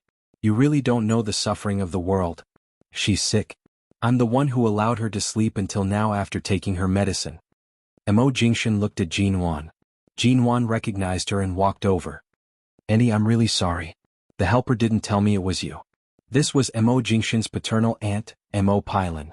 She was the daughter of Elder Mo's younger brother and could only be considered a distant relative. However, Elder Mo's generation was very close, so these juniors all established themselves in Haicheng and often met at the Mo family's various banquets. As if not hearing Jinwan's words, Mo Pylon coldly glanced at her. It doesn't matter which family's precious daughter she is. Since she has entered the Mo family, she can't treat this place as her own home. There are no rules or manners at all. Jingshin, you have to control her. You can't let her do as she pleases. Mo Jingshin's expression was indifferent. This is the Yu Garden, not the Mo family. She doesn't need to follow any rules. That won't do. Although it's not an old-fashioned era now, it's not right for the Mo family's daughter-in-law to be so ignorant and lazy all the time. Mo Jingshin smiled coldly, ignoring her clearly unkind words. Seeing that Jinwan was still standing there, he calmly said, "Aren't you tired of standing? Come and sit down." Jinwan smiled and obediently walked over. She sat down by his side in front of Mo Pylon.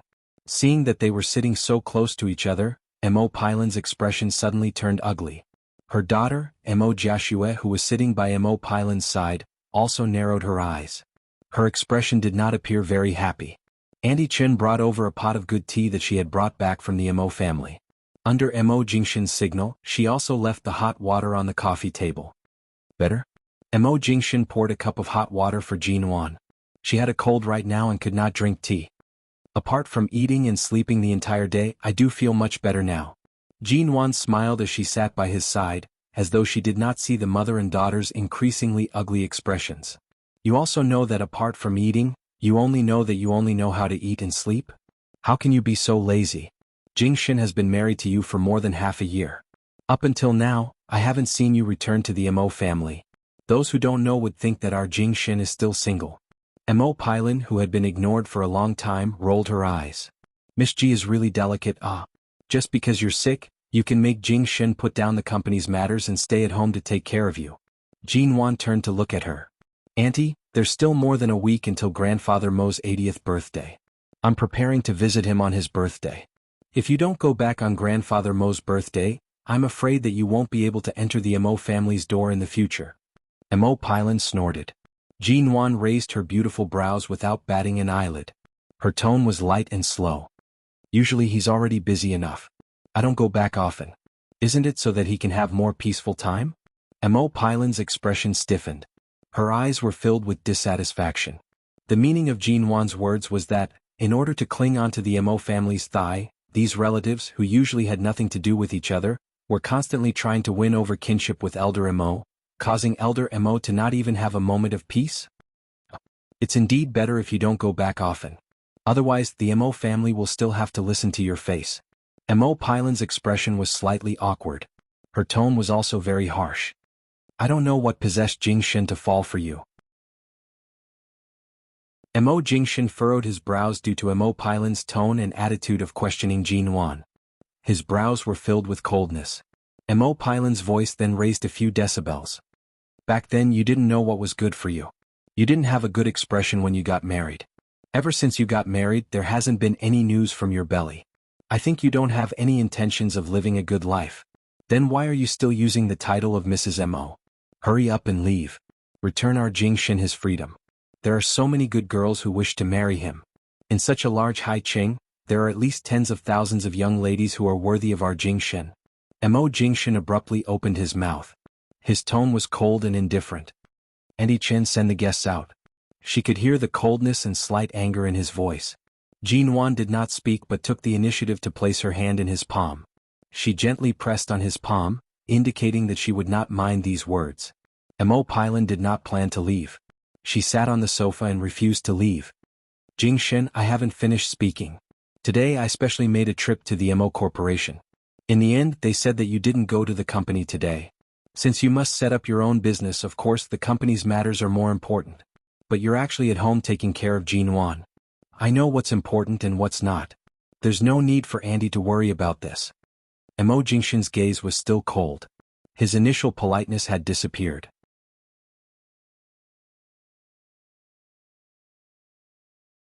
Chapter 22.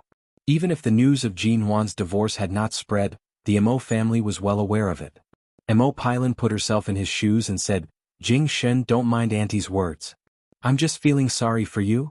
Her hand was gently held in Mo Jingxin's palm as if she was not affected by these words at all. Jinwan understood and said with a smile, you must have misunderstood something. There was a period of time when Jingxin and I had a little quarrel, and we had a cold war for a long time. Besides, our parents didn't even bother with our affairs. Auntie, don't you think you're stretching your hand too far? Mo Pailan thought that Jinwan was relying on his presence to be so unruly. She did not expect that she would be so arrogant to such an extent. She actually dared to directly refute her words. Jinwan is still sick. She needs absolute quiet space to rest. Mo Jingxin did not care about Mo Pailan's choked expression at all. If you're just here to walk around and relax, forgive me for not keeping you company, Mom. Mo Jiaxue, who sat by Mo Pailan's side, carefully tugged on her hand, lowering her voice to say, don't say any more, let's talk business. Humph, ever since he was young he's always been like an iceberg. I only said a few words to Jinwan, and he's actually so protective of her. Mo Pailan glared harshly at Jinwan. Take care. I won't send you off. Mo Jingxin no longer looked at them, holding Jinwan's hand as they stood up.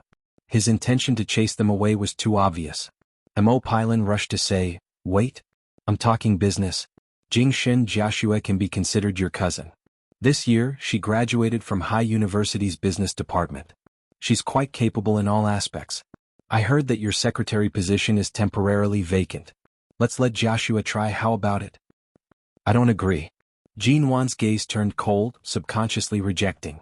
Mo Pailan abruptly glared at Jinwan, her eyes filled with displeasure. You don't agree? What right do you have to disagree? I'm asking about Jingxin.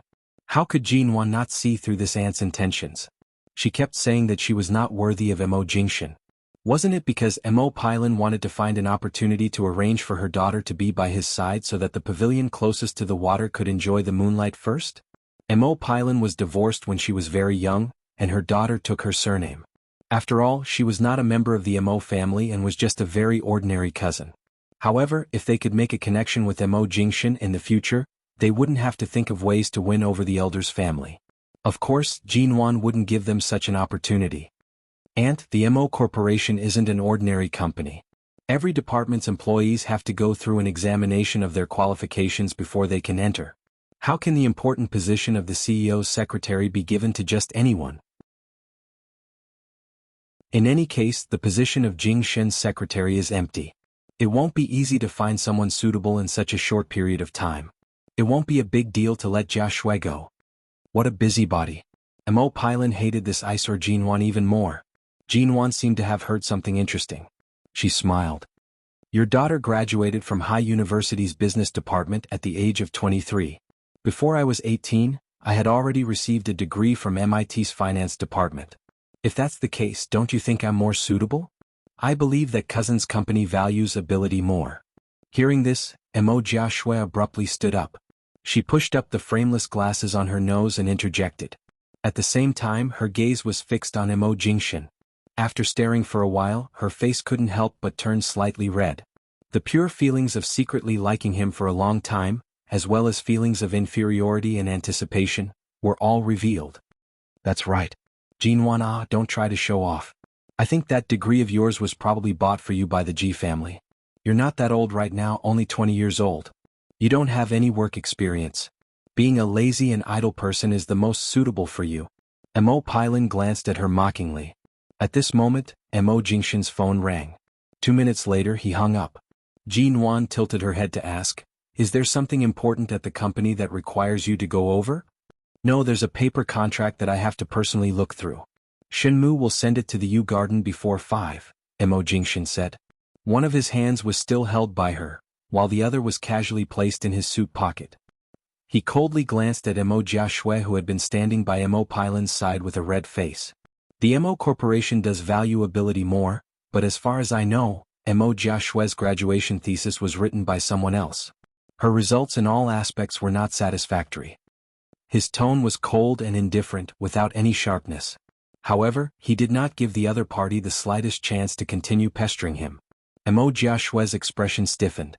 Mo Pailin rushed to protect her daughter. How could something like a ghostwriter happen to my daughter? Jingshan, don't listen to hearsay. Jiaxue's results are very good. Mo Jingshan coldly curved his lips but did not look at them. He only looked at Jin Wan. Are you tired? Jin Wan shook her head. I'm not tired. I'm fine. Shenmu's speed was very fast. Before 5 o'clock, he had already sent the document to the U Garden. Mo Pailin kept looking for various topics to talk about, refusing to leave. When she saw the document, she quickly went to the door to receive it and then handed it to Mo Jiaxue. Under Mo Jingshan's cold gaze, Mo Jiaxue glanced at the document in her hands. With just one glance, she was instantly stunned. This was a document written entirely in English, and it was the extremely difficult kind of English. She was dazzled by all the difficult technical jargon. What are you standing there for? Send it over to your cousin. Mo Pailin gave her a look, indicating for her to take this opportunity to perform well. Mo Jiaxue paused. She awkwardly did not dare to look at Mo Jingshan's cold expression as she took the document. Mo Jingshan did not receive it, indifferently saying, "Didn't you want to prove your ability? Translate the first page. I want to hear it." The first page. Mo Jiaxue was embarrassed. She raised her eyes to look at him, but the moment she met Mo Jingshan's cold gaze, she immediately shivered. Such a difficult English document, how could she possibly translate it? She had never even turned outside. This kind of document was very unfamiliar to her. All of a sudden, a slender, white hand reached over, taking the document from her hands. Mo Jiaxue turned to see Jin Wan's actions. She wanted to say something, but when the words reached her lips, she had no choice but to swallow them back down. Even if she did not recognize these, could it be that the usually idle Jin Wan would? What document is this? Jin Wan casually flipped through it, easily reading out the first few sentences in English. She then used the most concise and accurate translation method to say the important points that needed to be highlighted. After speaking, she raised her eyes to look at Mo Jiaxue, whose face had already turned red. Don't tell me you don't even recognize these? Mo Jiaxue was stunned. How could she forget that Jin Wan had spent many years studying abroad?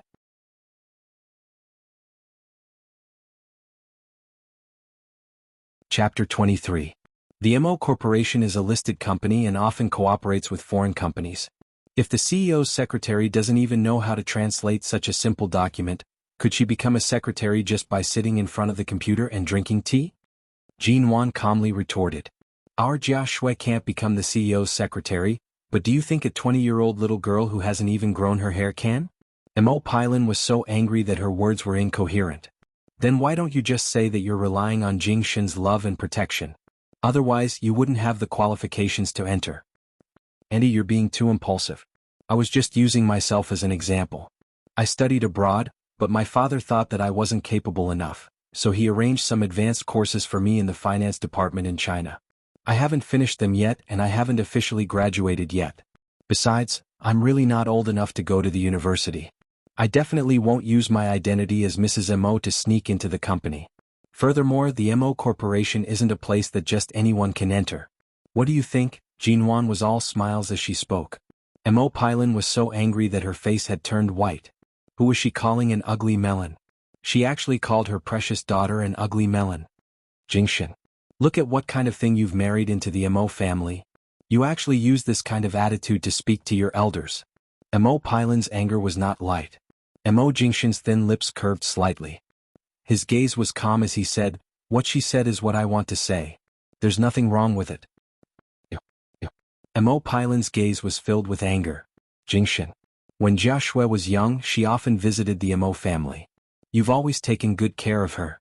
Why is it that when it comes to this kind of matter, you're still siding with an outsider? What kind of bewitching drug did Jinwan give you? In the Mo family, I'm the host and you're the guests. Rather than saying that I'm taking care of you, it's more accurate to say that this is the most basic way to treat a guest," he calmly said. Mo Jingshan's words were calm and collected, but in an instant he had completely erased everything that was related to the Mo family. Every time she opened her mouth, she would mention the Mo family. However, aside from her surname being Mo, which part of her had anything to do with the Mo family? They just wanted to gain a foothold in High City and had no choice but to rely on the powerful foundation of the Mo family. "Mom, let's go." Mo Joshua could tell from the document that she was indeed not qualified for the position of the CEO's secretary.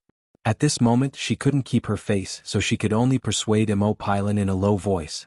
She was a college graduate who had just graduated from the university. No matter how Jinwan had been ridiculed earlier, she was still holding Mo Jingshan's hand and standing by his side steadily. There was not the slightest discomfort on her face. Perhaps Jinwan had received high education since childhood. No matter what kind of situation she was in, her performance was always full of confidence and calmness. Her temperament was not comparable to that of any ordinary girl. This made Mo Joshua feel even more inferior. Right now, she just wanted to leave this place as soon as possible to avoid humiliating herself. "I won't go. Why should we leave? You haven't finished speaking." Mo Pailan said angrily, "Jinwan's surname is not Mo. Who does she think she is? Let the Mo family come here to judge right now." Mo Joshua was so embarrassed by her mother's unreasonable appearance that she did not know what to do. She could only tug hard but could not move her. In the end, she simply kept quiet with reddened eyes. "Madam, I'll send you back to your room to rest. It's too noisy here." Auntie Chin received Mo Jingshan's gaze and rushed to Jinwan's side to speak softly. Jinwan did not move. Her gaze met Mo Pailan's. She was about to speak when her hand was silently pressed down by Mo Jingshan. Mo Jingshan spoke softly and indifferently, "Jinwan is my wife. Her surname is not Mo? And where did you come to this conclusion?" Mo Pailan's tone choked. She stiffened for a moment and began to argue irrationally, "Sooner or later we will still have to divorce." Mo Jingshan turned slightly, holding Jinwan's hand. His words were directed at Mo Pailan. His thin lips were covered in ice, and his tone was as cold as frost. "I respect you as an elder and have given you some face. Watch your words. Don't go overboard or it won't be easy for us to meet again in the future." Regardless of his figure, appearance, status, or calm and indifferent aura, the pressure Mo Jingshan gave off had always been like this. Although he appeared calm and unruffled, it was enough to suffocate people.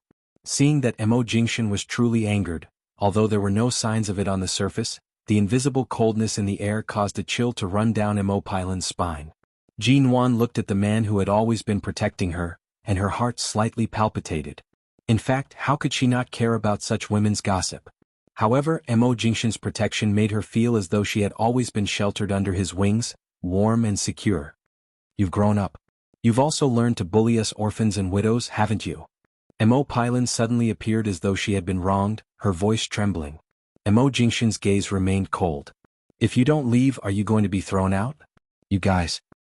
"Mom, if we continue talking here, we won't be able to gain any benefits." Mo Joshua tugged on Mo Pailan's sleeves. "Don't talk about whether Jinwan's cousin should get a divorce or not. Their relationship seems to be quite good. If you say such words here, it's clearly our fault." Mo Pailan gritted her teeth, lowering her voice as she turned back to say, "You damn brat, what are you saying? Are you trying to boost others' prestige and destroy your own? How was this nonsense?" Mo Joshua raised her eyes to look again. She saw that Jinwan's hand had been held by Mo Jingshan the entire time.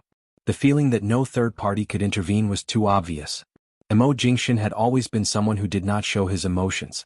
Today she could see that he was truly angry. From start to finish he had been protecting Jinwan. If they were to continue talking, not to mention the Yu Garden, they might not even be able to enter the Mo family's door. Mo Pailan was not stupid. It was not that she could not see that the current situation was very disadvantageous to her. It was fine to offend Jinwan, but if they were to fall out with the Mo family because of this, it was easy to imagine the situation in the future.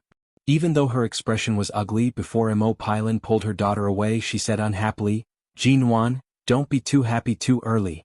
Jingshin is not as simple as you think. You think he treats you well, spoils you and protects you. In reality, isn't it because of the family's interests? After all, the woman in his heart is already." "Mom?"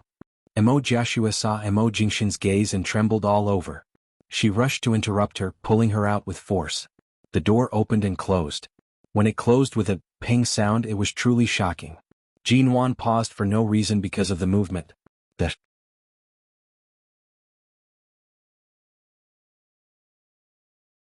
Chapter 24. Mo Jingshin's gaze was deep and quiet. "Don't pay attention to idle gossip." Jinwan, she did not say that she was going to pay attention to such strange words.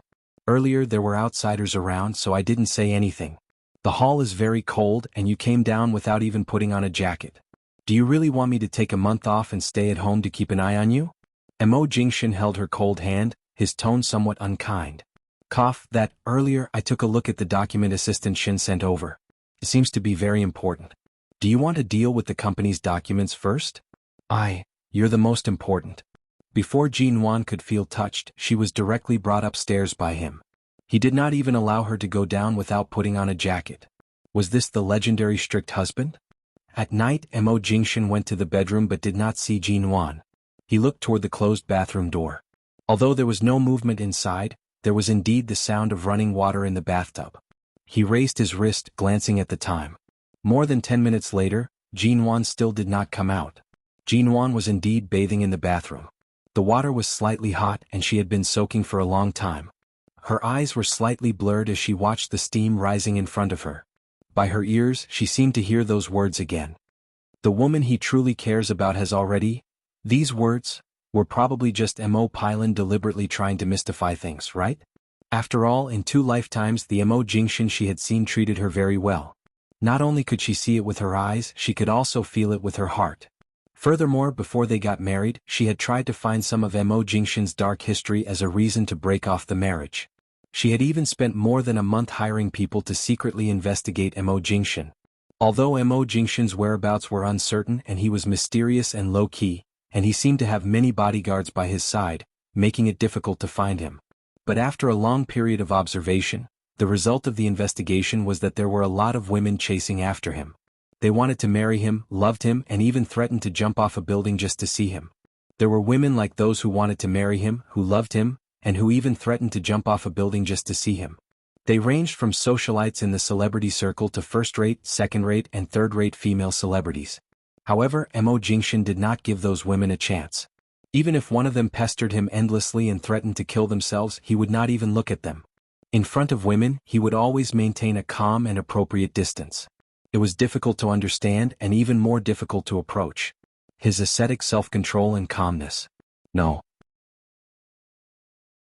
That night, he tormented her until her voice was hoarse from crying, but he still did not let her off.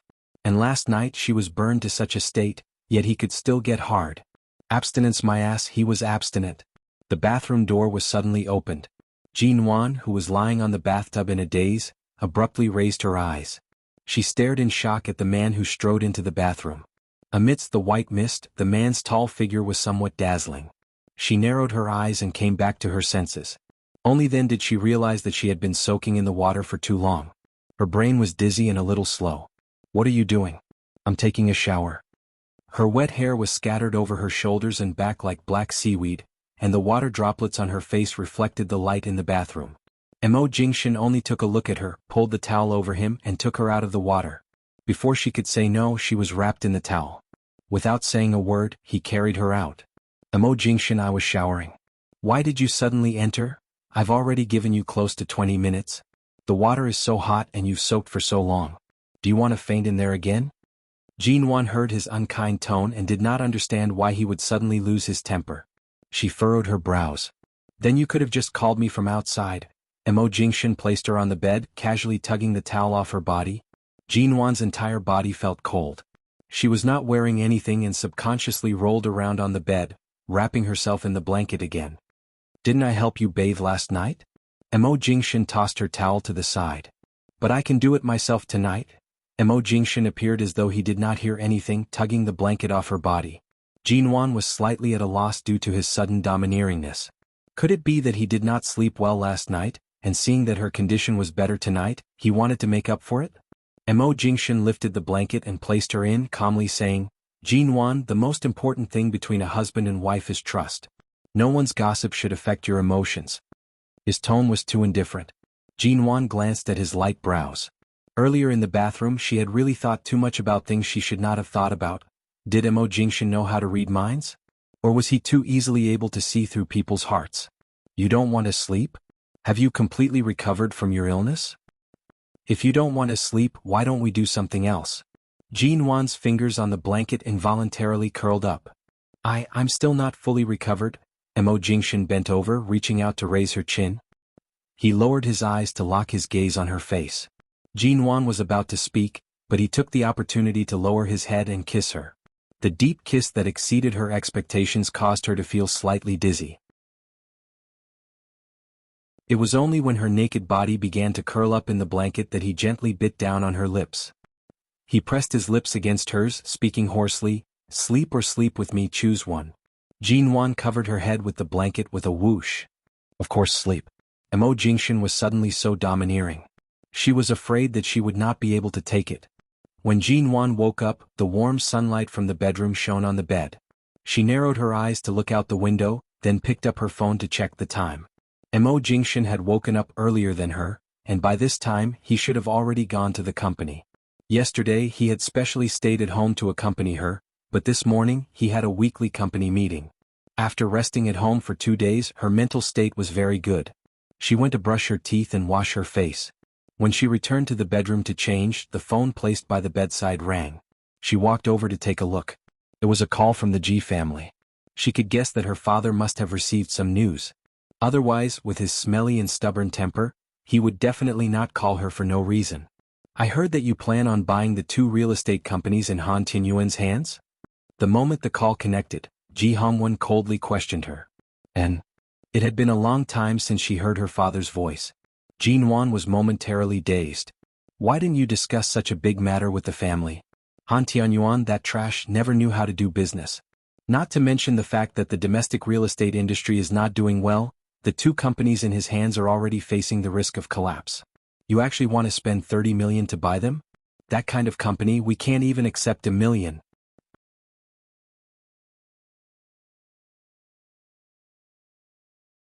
Chapter 25. You brat, you've never cared about anything and have no interest in the company. All right, I won't force you. Ever since you got married, you've been throwing a tantrum. I know you've been unhappy, but you can't mess around like this. Dad, please believe me. The profits these 2 companies can bring in the next few years will be very impressive.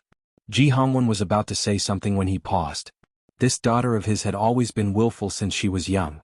Ever since her mother passed away and he remarried, she had never been polite to him. It was rare that she did not argue with him every time they called. But earlier she said, "Dad, please believe me."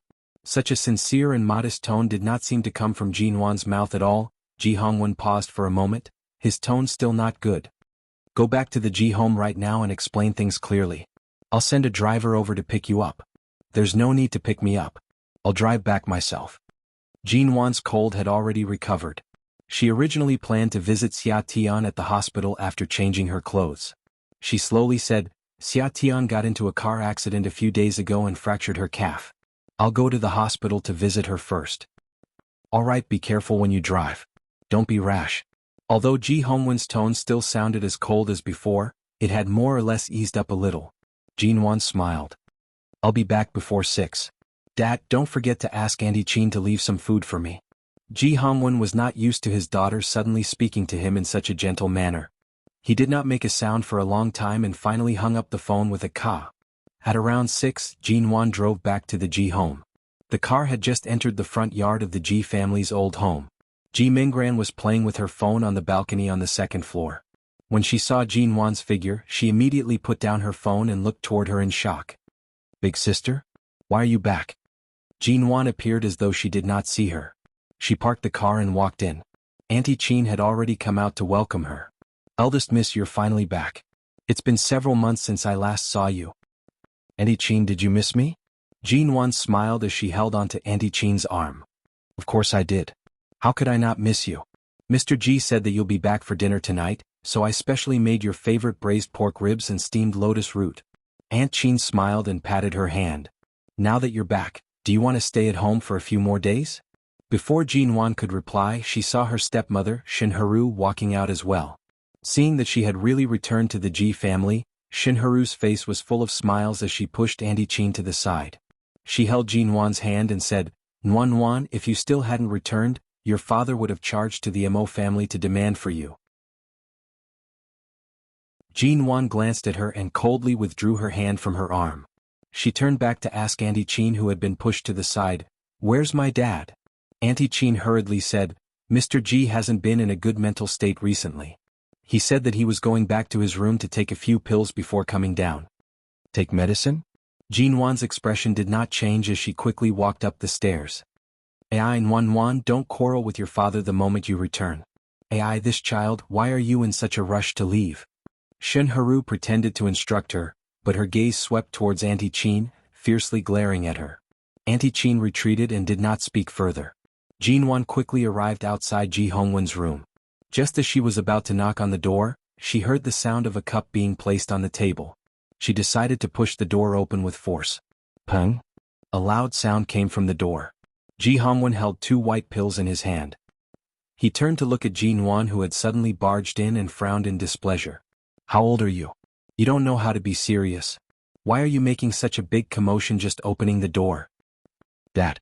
Jinwan walked over and reached out to stop him before he could place the pills in his mouth. What medicine is this? Jinwan snatched the pills from his hand and then picked up the small medicine bottle on the table to examine it. It was filled with small English words. The general content was that this was a bottle of nourishing medicine suitable for middle-aged people to strengthen their bodies. This is medicine that your Auntie Shin specially brought back from overseas when she went on a vacation. It's a whole set of health supplements. There are pills and pills.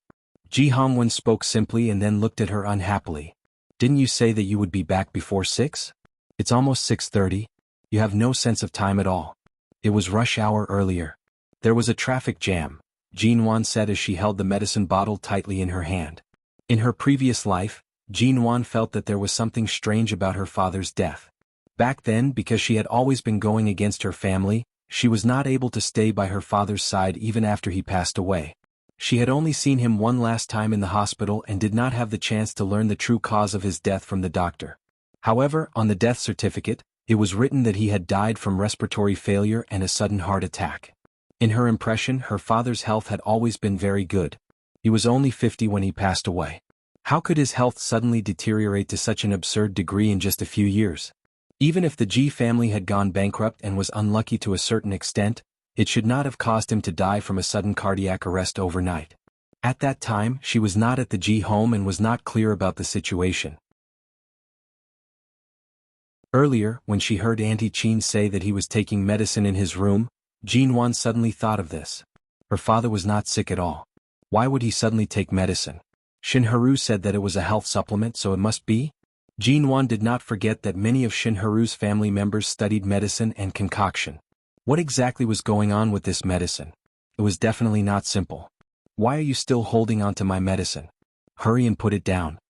Ji Hongwen stood up and glared at Jinwan. Also, you have to give me a proper explanation about those 2 companies today. Jinwan raised her eyes and avoided this topic. She seriously said, Dad, can you let me take this medicine for a few days? I'll let the people from the Food and Drug Administration check the ingredients inside. Ji Hongwen furrowed his brows and angrily said, Nonsense. Check what ingredients? Your Auntie Shin has been married to me for more than 10 years. How can you suspect the medicine she buys? No wonder even though we both call her Auntie Shin, Meng Ran's relationship with her is as close as a mother and daughter. Yet, you treat her as though she's your enemy, never giving her any face at all. The room door was suddenly pushed open. Ji Meng Ran gently pushed the door open and stood there. She stuck her head in and obediently asked, I just passed by and heard the commotion inside. Dad, big sister just came back and you 2 are already quarreling again? It's none of your business. Get out. Ji Hongwen glared at the door. Ji Meng Ran made an "oh" sound and gently closed the door. Although her father had yelled at her, Ji Mingran was not affected in the slightest. Instead, she gloated as she walked away.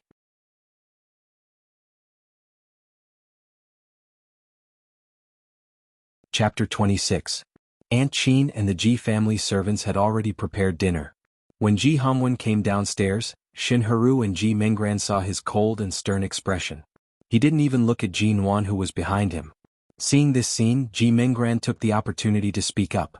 "Dad, don't be angry with my sister. It's rare for her to return home. She must have gotten into an argument with brother Jingshin. Why don't you just let her stay at the Ji home tonight? Anyway, even if she returns to the Yu garden, brother Jingshin might not be there. What's the matter again?" Ji Hongwen glanced at Jin Wan behind him. "It's been half a year. When will you stop thinking about divorce?" Jin Wan looked toward Ji Mingran. Very good, he was going to attack her as soon as he arrived. Ji Mingran knew that her divorce was the fuse of the conflict between her and her father, but she still brought it up. Shin Haru did not speak but glanced at Jin Wan. She knew that Jin Wan would always make a fuss because of Mo Jingshin's matters. She did not speak and calmly waited to watch the show. "Dad, I came back this time to apologize to you." Before she walked to the dining table, she reached out and took Ji Hongwen's arm. "I was too capricious in the past. I didn't know that everything you arranged for me was the best. I always went against you. I'm really sorry." Ji Hongwen's expression faltered as he looked at her in astonishment. They actually didn't quarrel? Jin Wan actually apologized? Ji Mingran and Shin Haru did their best to conceal the shock in their eyes. How was this possible? In the past, I was too stubborn. After marrying Jingshin, I kept throwing a tantrum because I was unhappy. But after all, a person's heart is made of flesh. After a long time, you will realize the good in each other. Now, I don't want a divorce and I've decided to live a good life with Jingshin. I won't let you worry about me anymore. As Jin Wan spoke, she sat down with Ji Hongwen and suddenly turned to look at Ji Mingran. "Actually, I've already mentioned this idea to Mingran a few days ago, right, Mingran?" Ji Mingran froze for a moment when the topic was suddenly directed at her. Jin Wan had indeed said this before. Ji Mingran had been lucky enough to think that she had given up on the divorce because she had lost her mind for a moment, and she had never told her father about it. Ji Mingran couldn't lie in front of her and could only smile. "I left in a hurry that day and almost forgot about it." Sister did say that. She said she had thought it through and didn't plan to divorce again. Ji Mingran suddenly brought herself up. Ji Mingran couldn't lie to her. Jin Wan smiled at her. It looked like they shared a deep sisterly love and smiled at each other tacitly. However, Ji Mingran was Ji's smile. Jin Wan smiled at Ji. "You believe me this time, right? I really want to be with Jingshin." Jin Wan held onto Ji Hongwen's arm. Her voice was soft and gentle, like a little girl who had always been obedient and acting spoiled. Jin Wan had never acted coquettishly since she grew up. The softness in Ji Hongwen's heart was touched, and his anger immediately lessened. "All right, it's good that you know Jingshin is good. After marriage, two people need to get used to each other. It's not too late for you to think things through. If there's any conflict between the two of you, just tell the family. Don't always throw a tantrum and don't always be so immature, understand?" "I understand, Dad." Jin Wan leaned her head on his shoulder. "I apologize for the wrong things I said and did when I was stubborn in the past. Please don't be angry at me anymore, okay?" "Humph, there's no use in apologizing now. Let's not talk about anything else. Don't think that you can easily get away with the matter of those two companies. I'll explain this matter to you later." Ji Hongwen clearly still felt that she was unreliable on this matter. He waved his hand to say, "All right, let's eat first. It's rare for you to come back after getting married. It's not easy for you to have such an understanding. In the beginning, I didn't expect you to return to the Ji home with Jingshin. But now that the relationship between you two has improved, you should come back with him. Don't always be alone. If others see you, they'll make a big fuss about your marriage." "That's right. Wan, since you want to be with Jingshin, why didn't you come back with him? Don't tell me you're just coaxing your father?" The moment Ji Hongwen finished speaking, Shin Haru interrupted. Her face was full of smiles, but her eyes carried traces of mockery. Ji Hongwen glared at Shin Haru. "It's none of your business. In the morning, I was the one who called Jin Wan to come back immediately. It was just a spur-of-the-moment idea. Jingshin isn't someone who has free time all the time. How could he possibly find the time to come back with her? But I feel that big sister and brother Jingshin's relationship isn't that reliable. A few days ago they were clearly fighting so hard." Ji Mingran muttered softly as she ate. Previously they were clearly about to fall out. Suddenly you're saying that you're not going to divorce him. Big sister, do you have other thoughts and are purposely hiding it from us? Ji Minggran spoke with an innocent expression, as though she was just asking out of curiosity. Jinwan continued holding on to Ji Hongwen's arm, coldly glancing at her. What thoughts can I have? Jing Shen and I have been married for quite some time. After spending so much time with each other, we should just stay together. Marriage is simple. Why would there be so many messy thoughts? Why would there be so many whys? That's right. It's best to keep things simple. Ji Hongwen nodded. After Jinwan's coquettishness, this father's heart, which had been dulled by her, was slightly unable to adapt. However, he was also very gratified. Actually, before Jinwan returned to the Ji home, she had indeed planned to ask if Mo Jingshan had time. However, after considering that her father was going to question her about Han Tianyuan's two companies, and that Ji Minggran and Shen Heru were still at home, she knew that she would definitely be in a mess when she returned home. Thus, after much consideration, she did not mention this matter to him. Furthermore, she did not wish for Ji Minggran to have any more contact with Mo Jingshan. Otherwise she would feel disgusted. Ji Minggran endured it and did not speak further. However, she secretly glanced at Shen Heru. The relationship between Jinwan and her father was becoming more and more rigid. The one benefiting from this was definitely Shen Heru. Right now, Jinwan was suddenly so obedient. Seeing that the ice between father and daughter had been broken, how could Shen Heru still sit still? Auntie Shen, don't you feel that my sister has changed a little too much? Ji Minggran casually asked. Right now, Shen Heru was indeed suspicious. Why did this Jinwan suddenly change? Why was she so obedient and sensible? Auntie Shen hasn't seen you for a long time. Come sit by Auntie Shen's side. Shen Heru smiled as she pointed to another seat by her side. That was a seat slightly further away from Ji Hongwen. Jinwan did not move from the seat closest to Ji Hongwen. It was as though she did not hear her words. She calmly said, Dad, there's nothing wrong with your body. In the future, don't take too much medicine. Those unclear medicines sound like health supplements, but in reality they will more or less destroy your body's resistance.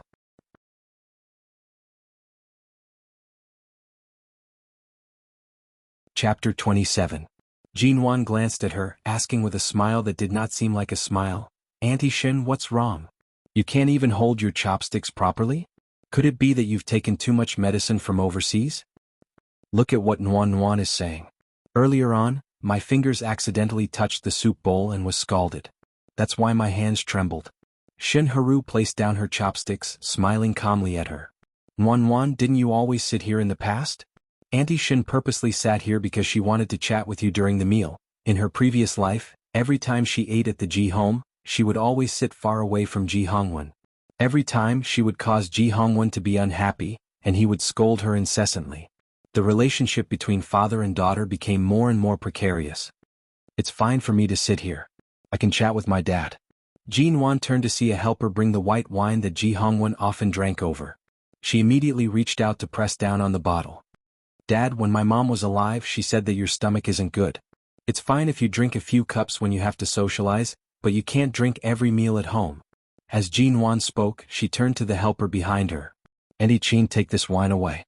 In the future, if my dad wants to drink at home, you have to repeat what my mom said to him back then. All right. Auntie Chin rushed over to take the wine away. Although Ji Hongwen wanted to drink this wine, this last Jinwan had never cared so much about him. He smacked his lips. I've only had this little hobby of drinking my entire life. You even have to care about this. Aren't you clear about your own body? With your constitution, you can clearly live to 100 years old. Do you really think you'll be happy just because of a few mouthfuls of wine? Jinwan raised her brows. Why do you still need to eat medicine to strengthen your body? I think if you drink a few more mouthfuls of wine, you'll have everything.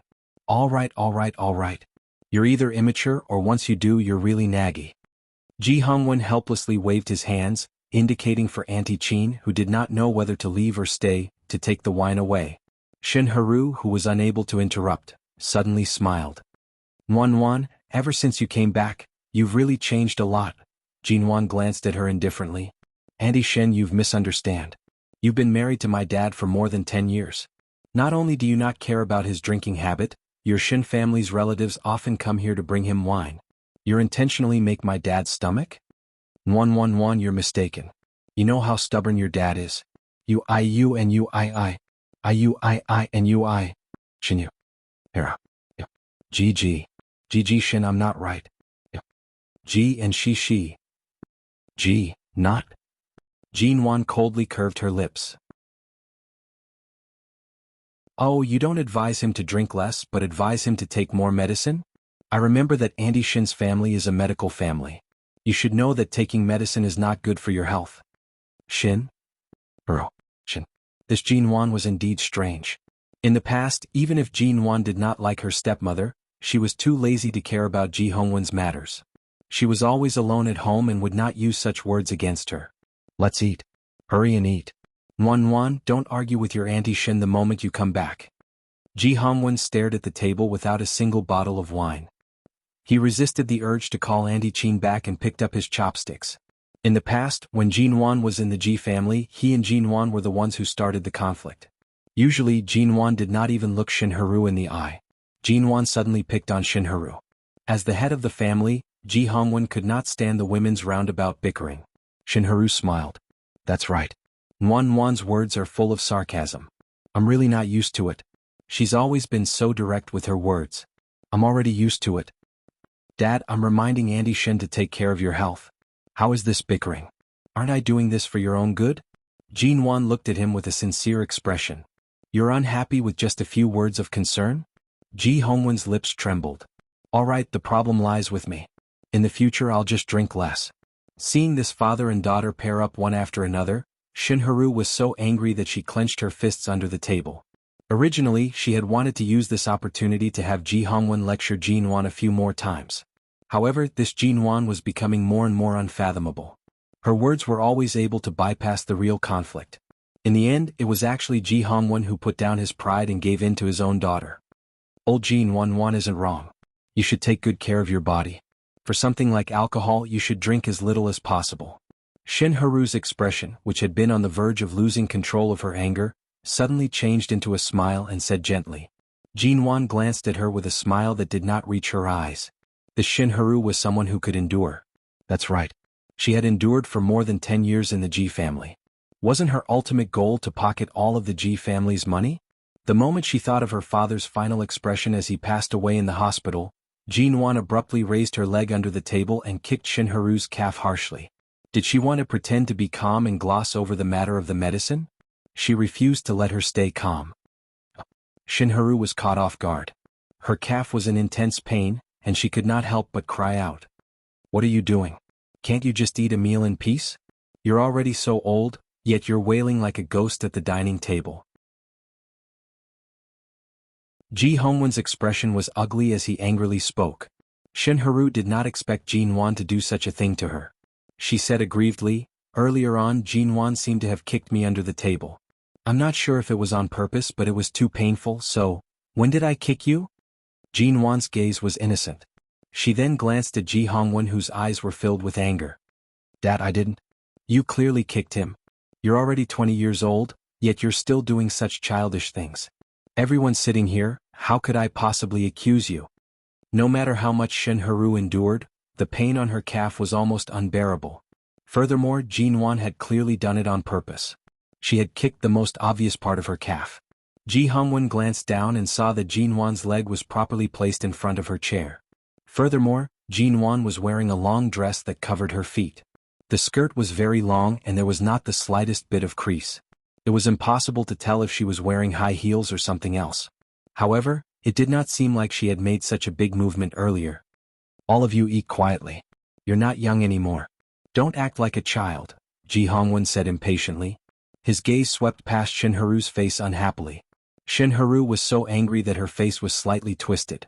The calmness she had maintained and the little bit of face she had regained was instantly gone. Her grip on her chopsticks tightened. Jinwan calmly drank the soup that Auntie Chin had brought for her.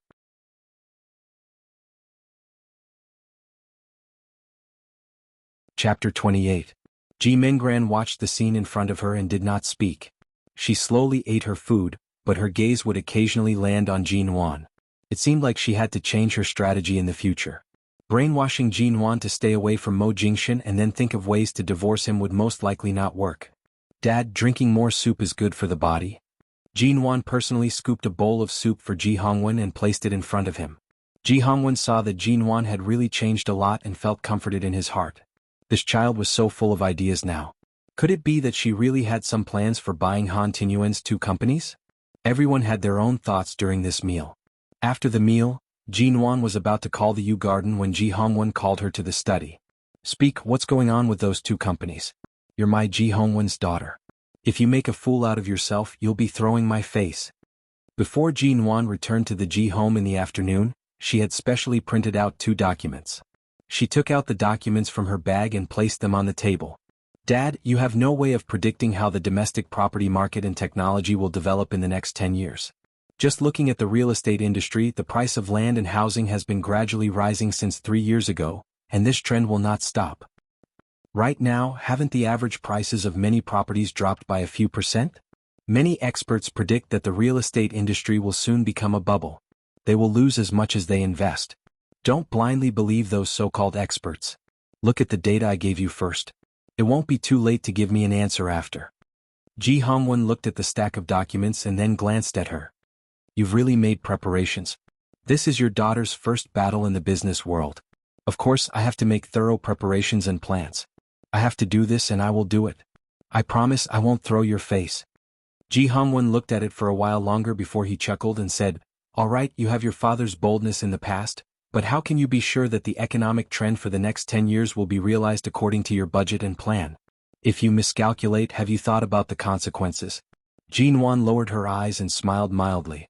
All kinds of changes and business opportunities in the world in the next 10 years were in her mind.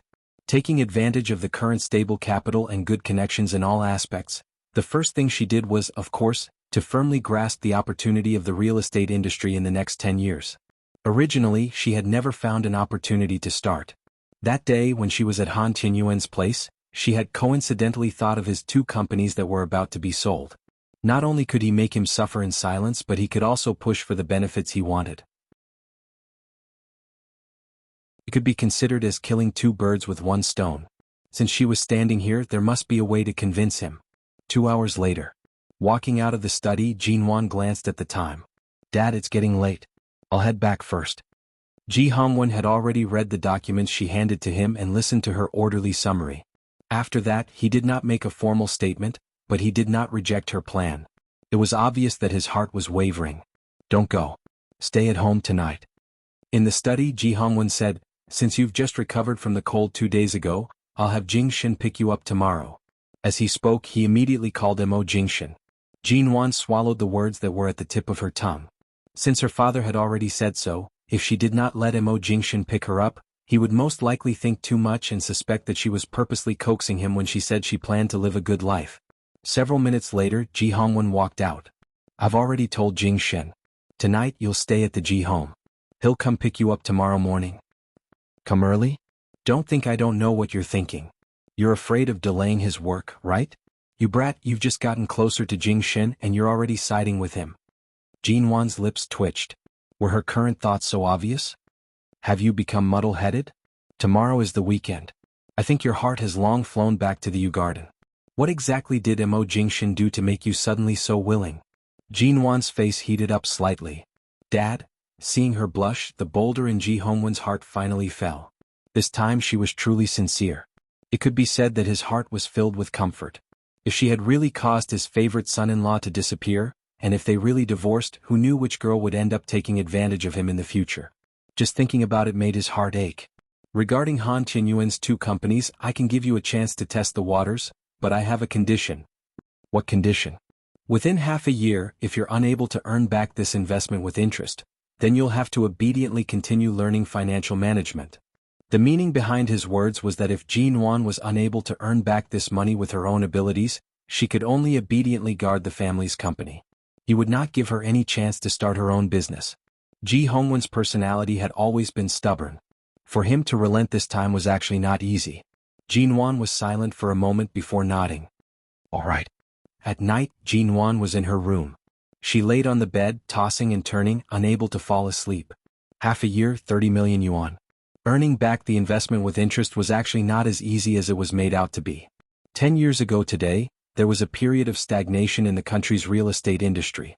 There was even a slight drop. Although it did not drop by much, it continued to rise crazily in the next few years. However, right now she was stuck at a time when the transaction rate was very low. Thus, the deadline of half a year was a huge test for her. She really could not sleep. Jinwan turned back to look at the time. It was already past 9 in the evening. Was Mo Jingshan at the Yu Garden or at the company? After being reborn, she had never been apart from him for a single night. Jinwan tossed and turned for a moment. In the end, she laid on the bed and picked up her phone to give him a call. However, her fingers paused on the screen. Mo Corporation had many overseas collaborations. He often held international video conferences with his overseas partners at this time of the night. If she called him now and he happened to be busy, wouldn't that be bad? After thinking for a moment, Jinwan decided to just send him a message. However, it seemed like Mo Jingshan rarely looked at messages. TSK, who cared if he looked at it or not? Anyway, she could not sleep. Sending a message was just a way to resolve her lovesickness. Her fingers poked on the screen for a long time. Dear hubby, I miss you so much. I miss you so much. I miss you so much. I miss you so much, she thought for a long time before typing the words, Dear good hubby. She smiled with a red face as she poked the words on the screen. After sending it, Jinwan could not help but laugh. She turned to lie on the bed and looked at the message that had already been sent. She laughed out loud. Who said that only Mo Jingshan could flirt with her? She could clearly flirt with him as well. A few minutes after the message was sent, Jinwan got up to take a shower. All of a sudden the phone on the bed rang. She turned to look and her heart instantly palpitated. You're tuning in to the Han Lee's Wuxia Adventures YouTube channel. We're so grateful for your support and don't forget to subscribe to join us on this incredible journey through captivating stories. Your generosity through donations truly makes a world of difference, as it's the primary source of revenue that allows me to expand and enhance this channel for you. Thank you from the bottom of my heart for being a part of this adventure.